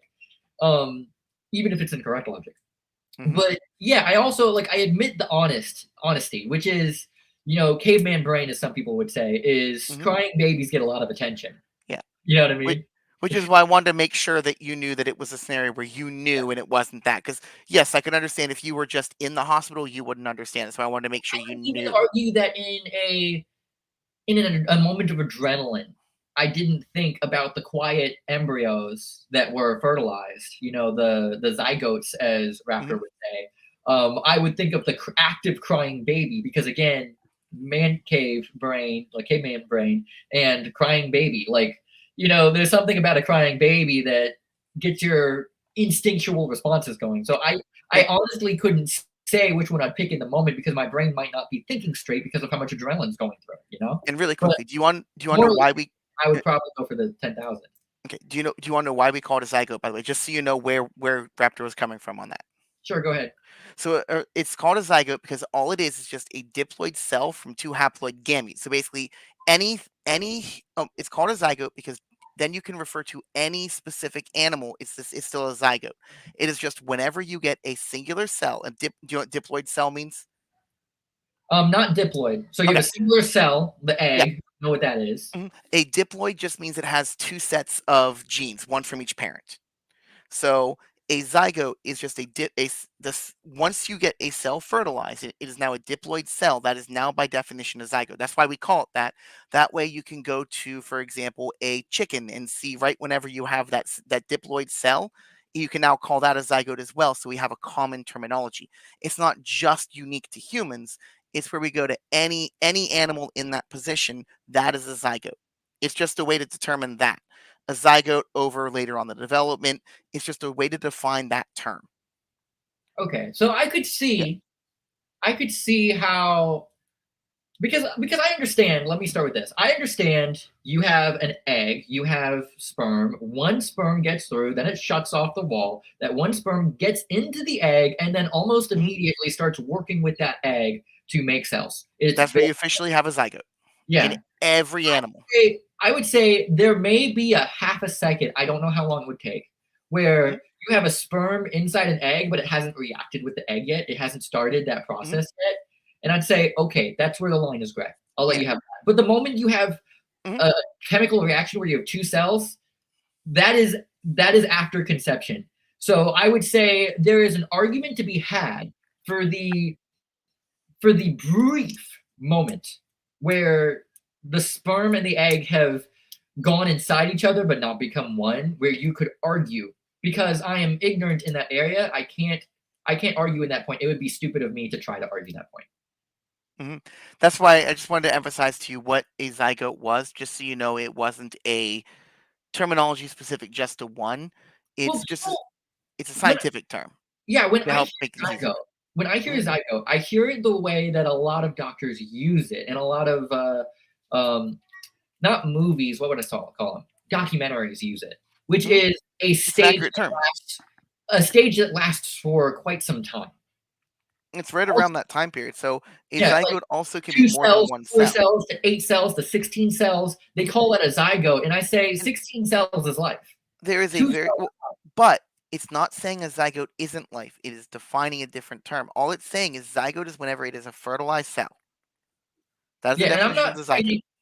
I'm not fighting when someone calls it a zygote. I have a problem with people calling it a zygote, a fetus, because they are removing the human part. It's like if I called a mother a birthing person. People tried to push that, and I don't understand why. That's like dehumanization. Zygote is an accurate term, though. It's an accurate biological term. Yeah, and a birthing person is an accurate biological term, and I'm not fighting the legitimacy of it. I'm simply saying I don't like it, and that it would be better to call them a mother. Okay, well, that's what I'm saying. When it comes to zygote, I say baby because I emphasize that it is a living being. Yes, you can classify it as a zygote as much as you can classify me an adult. But the problem is people start, in this case, I could say they're calling you an adult, but they're not recognizing you as human. And that's my problem, is I'm saying people say it's a zygote. It's not human. It's not alive. It's a zygote. And I'm like, hold on. Yes, it's a zygote because we named it that. Yeah. But it's also human DNA, and it's also alive. Depending on what your definition of alive is. Which we could go down a conversation like that. Yeah, that'd be a different case. I will admit, the one part of development that I am not fully aware of, and maybe Raptor was right in this, he just didn't get the chance. Well, I should say he didn't get the chance. He had tons of chances. He didn't have the ability to articulate himself in this, whether he thought to articulate it or not. I'm not trying to hate him. He did not articulate that the sperm could be in the egg without mixing with the egg. And to that I say, sure, there might be a gray area of a second or a couple seconds maybe, where you say, was it though? Was it though? But now you're splitting hairs. Yeah, and I will say he was pretty precise on what he was talking about, though. Well, he mentioned zygote, but as I said, people have used zygote in a different way. And, sometimes you start talking apples and oranges. And Zygote is just the term for whenever it is fertilized. When you got two When gametes. It'd just be like me calling the male gamete of a chicken, or now I can say hen, a sperm. It is a sperm. Well, Is let it me the ask same as a this. human sperm? Is an egg that turned into 16 cells, right? That would be an embryo. So it's not a zygote anymore. Yep, the zygote is only the single cell. Okay, so see, my problem is so many people call it a zygote. Doctors call it a zygote. So they must be misinforming people and calling it a zygote when it is not. Ultimately, the difference between really a zygote and an embryo really isn't that big of a deal because it's only like one cell versus a couple, and the couple of cells. What? One cell versus two. Yeah, but even then, are those two cells really much different than the first? No. It's not until you start getting in the later development where you start getting other systems online that it really matters whenever it's no longer the difference between what they are matters. And see, that's where I go to my extreme and I say 2 cells is life. If you can look at an embryo and say, 2 cells, I would say can't interfere.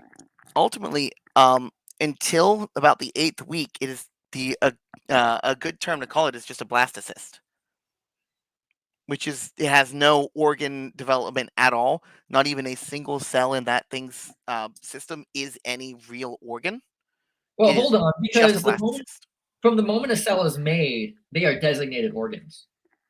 Well, even though there's just one cell, that is the heart cell, and it is going to keep making heart cells. And this is the liver cell, and it's going to keep making liver cells. It's not developed those cells yet.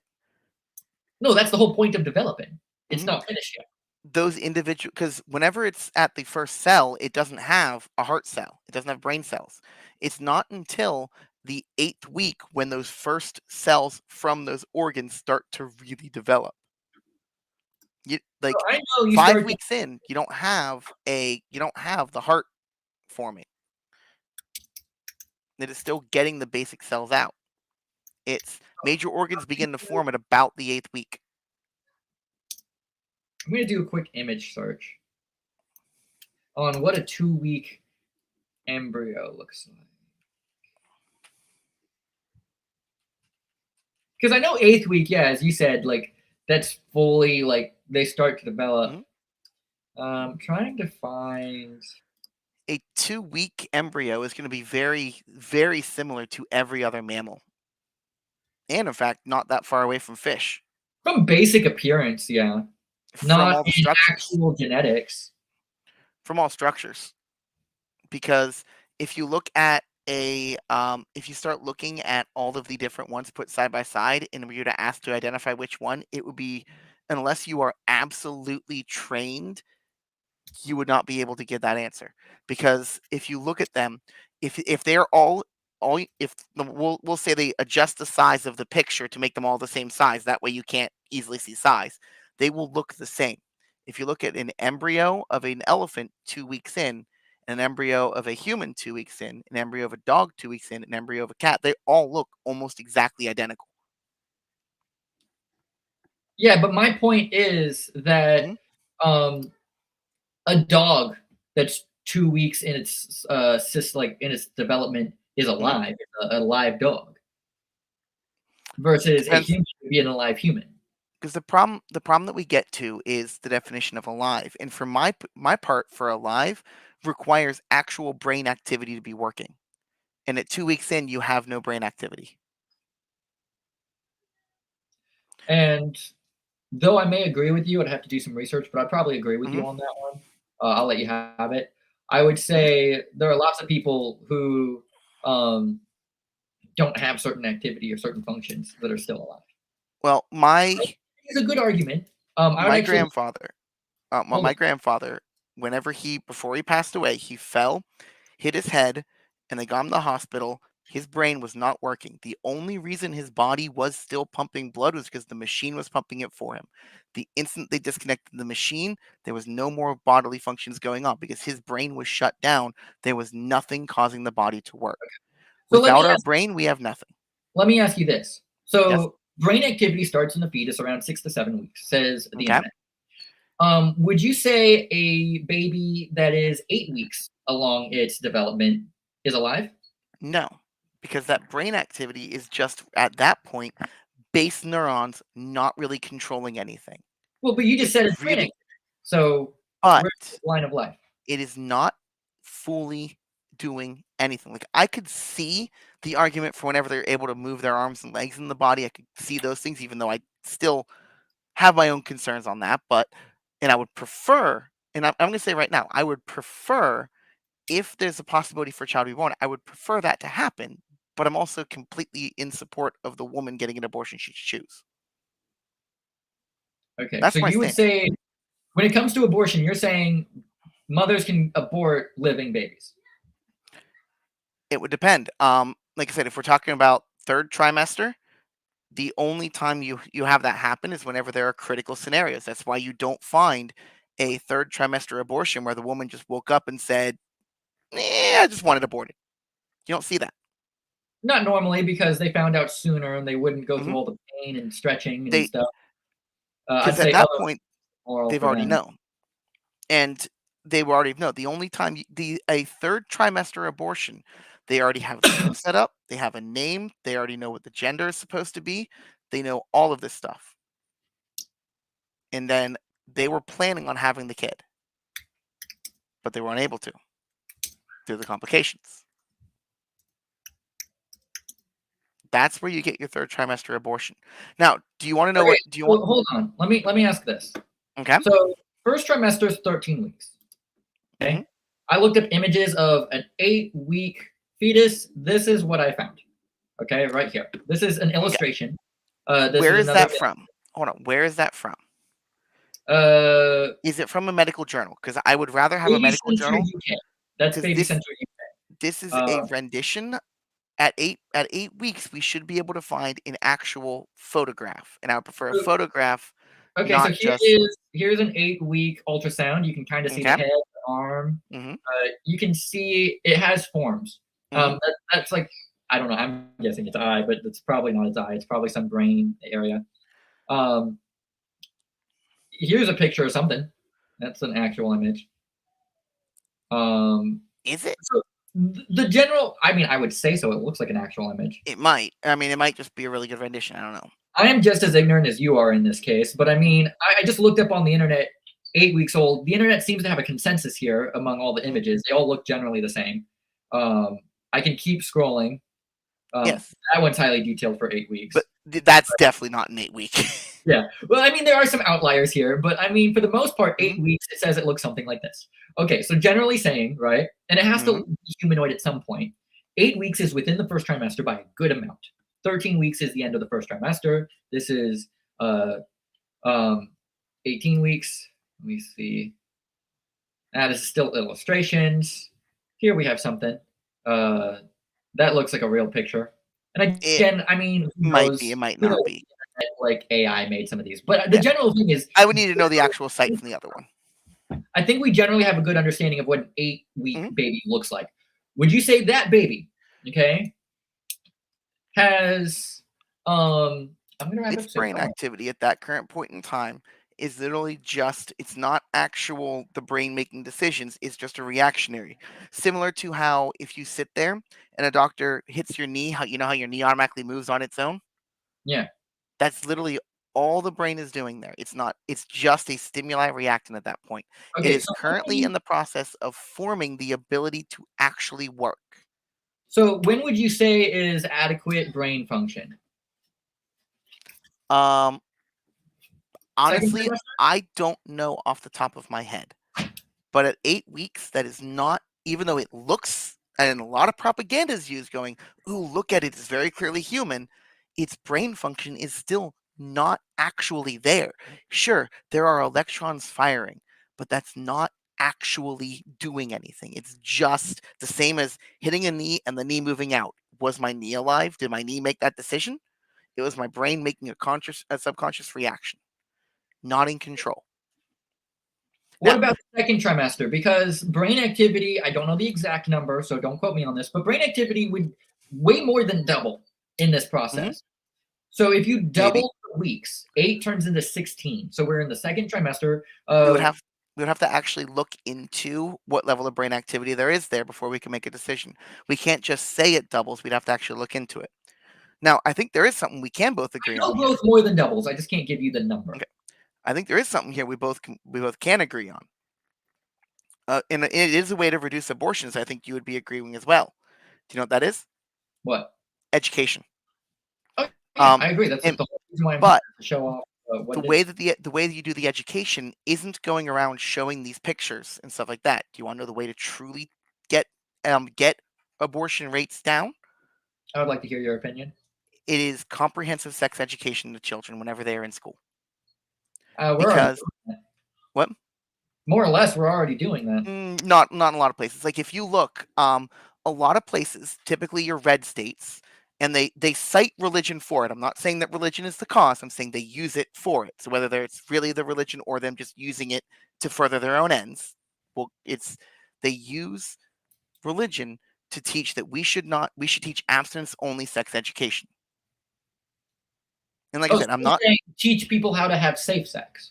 It's teaching them all about it, not just here's what a condom is, but also here are the risks of it. Give them allow them to make well-informed decisions. Because if you actually look at the rate of teen pregnancy numbers, these places that have comprehensive sex education don't just have slightly lower, they have drastically lower than abstinence only.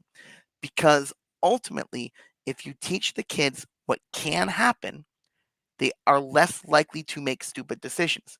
Part of the reason why I was very careful about my decisions when I was younger, like I didn't have sex until I was a good bit older. I was well out of high school before I did, was because I was able to make these decisions and know what the risks were. But if you just teach abstinence only, it's just don't do it at all, whatever, no. But knowing I'm going to have to go to the next person soon because it's getting late. Understandable. And we got Iron Gullet's been waiting patiently in the chat, in the queue, and I want to get to him and talking for quite some time. My final statement, then I'll let you have a final statement, is if somebody doesn't know how to use a condom and they need to be taught in high school how to use a condom, then there's something wrong with that person. Not necessarily. You should be able to figure out how to have sex without having a child. It's pretty simple. Not necessarily. Did you know how to use your computer to the level you currently are right now? A condom's not a computer.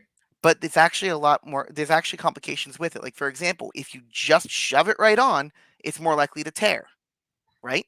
You can look up a tutorial. That's what I did to learn how to use my computer. But you can look up a tutorial.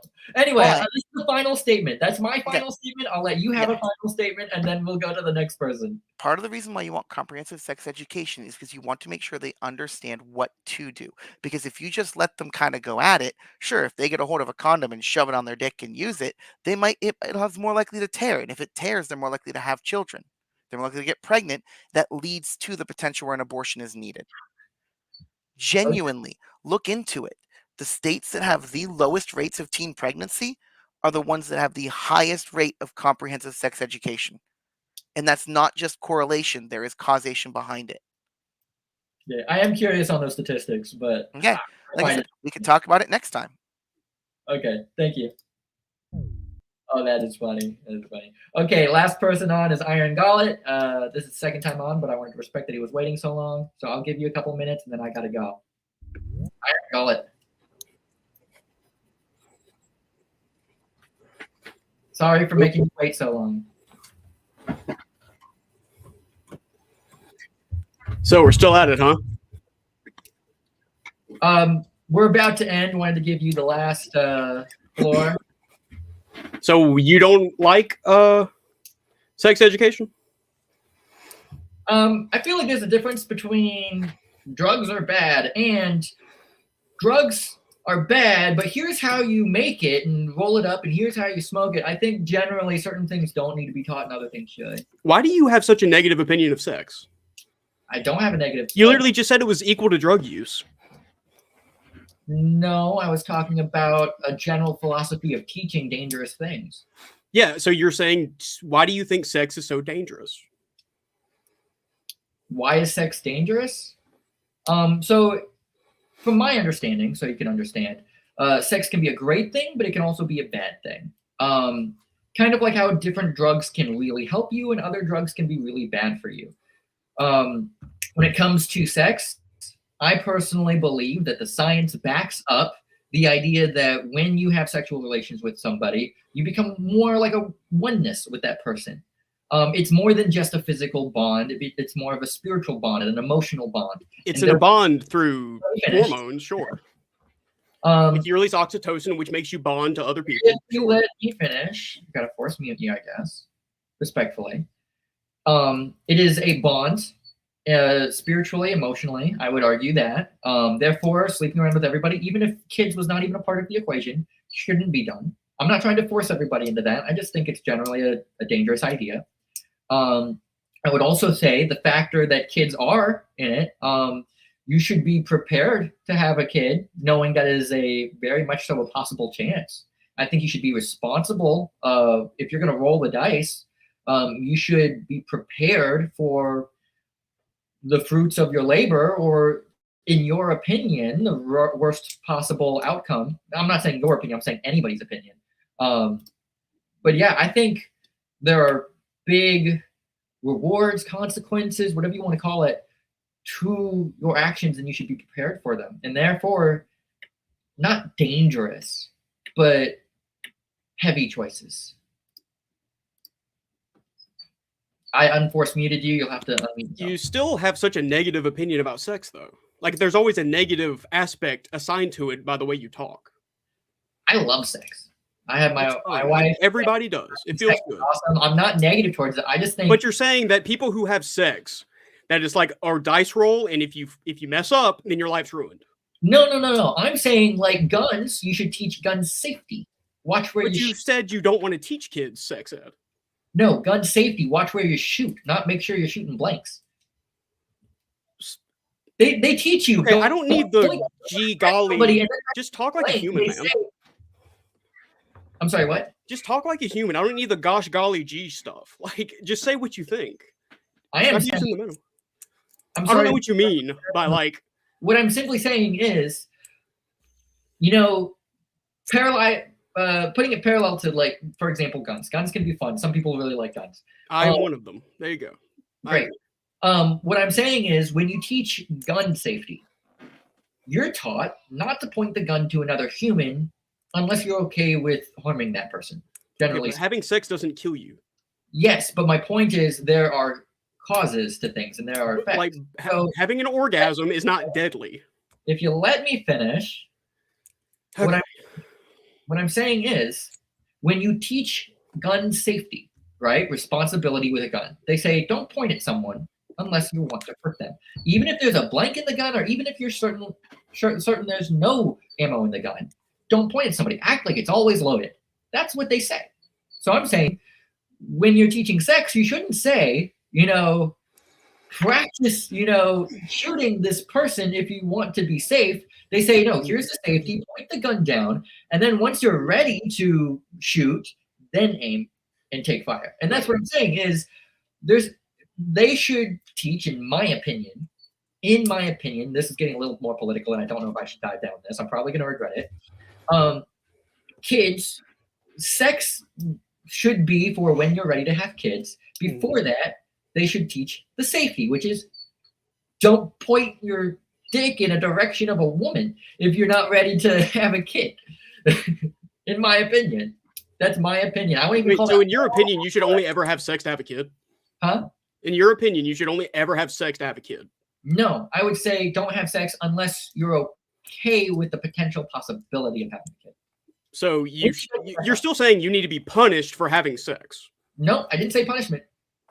It's not a punishment. It's an amazing thing. As one of the other... Jeremiah, having a child when you don't want one is a punishment. No, it's a consequence. It's a punishment. If you have a child you do not want in any way, shape, or form, and you have to take care of it until they're 18, that's a punishment. When it could have been nipped in the bud. If you work a job, your consequence is getting paid. That's not a consequence, it's an outcome. It's an outcome. Okay, let's use the word outcome. If you work a job, your outcome is getting paid. If you don't work a job, your outcome is being poor. Your outcome is being homeless and dying, but yeah, sure. But like having sex, you for some reason you think having sex should be a punishment for the woman because man doesn't come into the equation. It's the woman who has to go through all the trauma. And then you're just like, well, I don't care as long as the baby's born. Like that's my point. I care about the woman, but morally speaking, not enough to let her have an abortion when she wants one.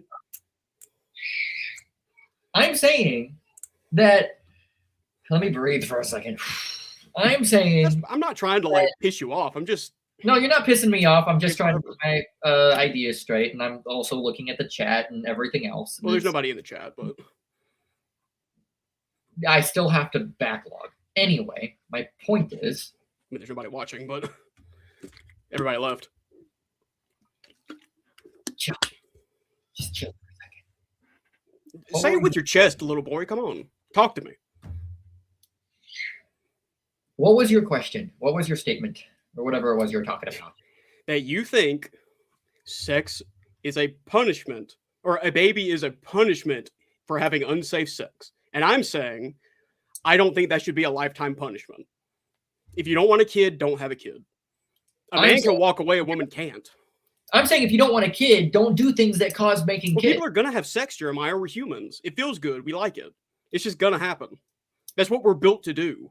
People like guns, and accidentally, people shoot each other every once in a while. And sometimes somebody, and accidentally, sometimes you come in a pussy and you got to get an abortion. What are you talking about? Yeah. So if you get shot with a gun, you just should not go to the hospital? That's your fault for getting shot. You should just lay there and die. That's what you're advocating. No. Yes, it is. It just is. Look, what I'm getting at is you have to take responsibility for your consequences. Why do you getting an abortion is responsibility? Why do you avoid the responsibility of the consequences? You think it'd be better to kill somebody than to live with your consequences? A fetus isn't a person. That's not a person yet. Okay, so let's get back to the point of the show, which is me saying a fetus or a baby is a person. Yeah, you're incorrect. Let's get back to that. Why are they not a person? Because they're not human yet. They're not outside living. So they have to be outside. That's my opinion. Going back to the same argument that a lot of other people had, which is inside womb, not person, outside womb, person. If it can survive outside of the body, then it should not be killed. If it's inside the body and cannot survive outside the body, then I do not care. Okay, so 1 day away from being born. That's fine. Fully healthy. If a woman wants to get an abortion at that day, that's fine. I'm not going to stop her. Could survive. I'm not going to stop her. It's not my business. The doctors say this baby is completely healthy. It will survive outside the womb. So, Jeremiah, do you think a lot of doctors are taking born babies and just killing them? Do you think that happens? Question about your morals. I'm asking. Me personally, I don't care. That's her choice. So you think morals come down to the individual? When it comes to your own body, yes. You can do what you want with your own body. But this is not her body. I don't care about the tumor that's inside of her that she's going to get removed, man. It's not a tumor. It is a tumor. No, it's not. It's a parasite. You just okay. Here's the thing: you're upset because you personify a fetus because you think about your kids. They're like, oh well, they're already a person, so they were a person back then. They were not. They were cells. You're saying electrical signals. A 9-month-old baby outside the womb is alive, but a 9-month-old baby in the womb is not alive. That's not what I said. Okay, so listen, Jeremiah. Very clear. A being, okay, 9 months away from conception, who is outside the womb, is alive, right? A baby, sure. Okay, a being 9 months away from conception, inside the womb, not alive. That's not what I said. No, I'm asking you if that's what you said. No, that's not what I said. That would be no. Can you listen? So a fetus in the womb, 9 months along, is alive. They either are or aren't alive. If it can survive outside of the body, then it should not be killed. Doctors say it can, but it's not born yet. That's up to her and her doctor, man. But I don't think you should kill a baby. If it comes out and it's alive, then I don't think you should smother it. There you go. But you're saying that you're justifying That's my opinion. Yeah. So What I actually believe is you can do whatever you want with your body. As long as that thing is inside your body, you don't have to have it inside your body anymore.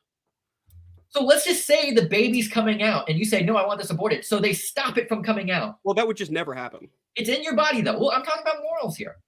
I don't care. That's her business, sure. If she wants to abort it, then okay. I'm consistent with that. She gets to decide her morals. Yeah. Okay, so do you Humans decide their morals? That's where morals come from. How morals work.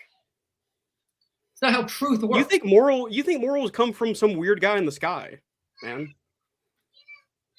Well, it's better than a guy who raped his own mother to make himself to then kill himself. That's not how it happened. That is exactly what happens in the story. You don't like it because it's the truth.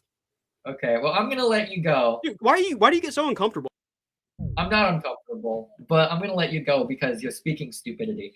Okay, here's the point as I close out. The point is, these people believe a couple of things. One, when you can't see it because it's in somebody else, even if it could be born, if you hurried and birthed it early, that it doesn't matter. The mother has complete domain over that. They can't at all say, well, let's just take that out of you really quick and see if it lives, even at a day before birth. And they think that the mother and the doctor get to decide morality. And then they want to lie to the mothers who don't know better. Here's the point.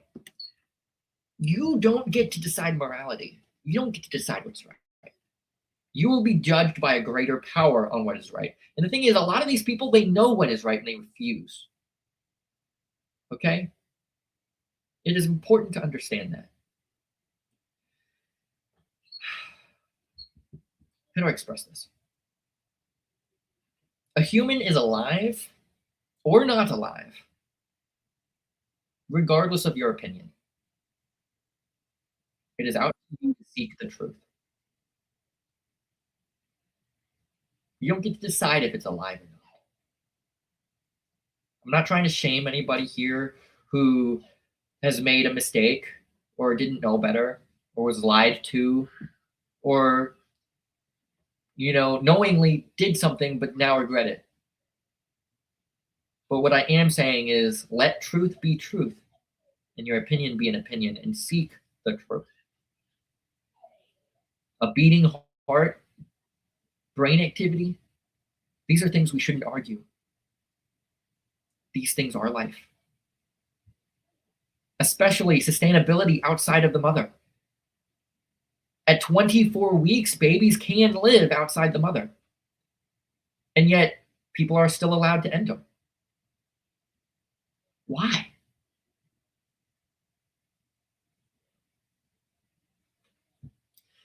That's all I have to say. Thanks for watching. Thanks for coming this far. I am aware, for Iron Gullet's sake, I am aware that nobody's watching right now. And I mean nobody as in the 4 people who still are, which are probably our hosts, to be honest. And apparently Iron Gullet, because he's chatting up a storm over here. But people will watch this later. And if people can be strengthened in their understanding of what is life, it's done its purpose. Next week, we might rehash out this topic. Maybe not. See ya.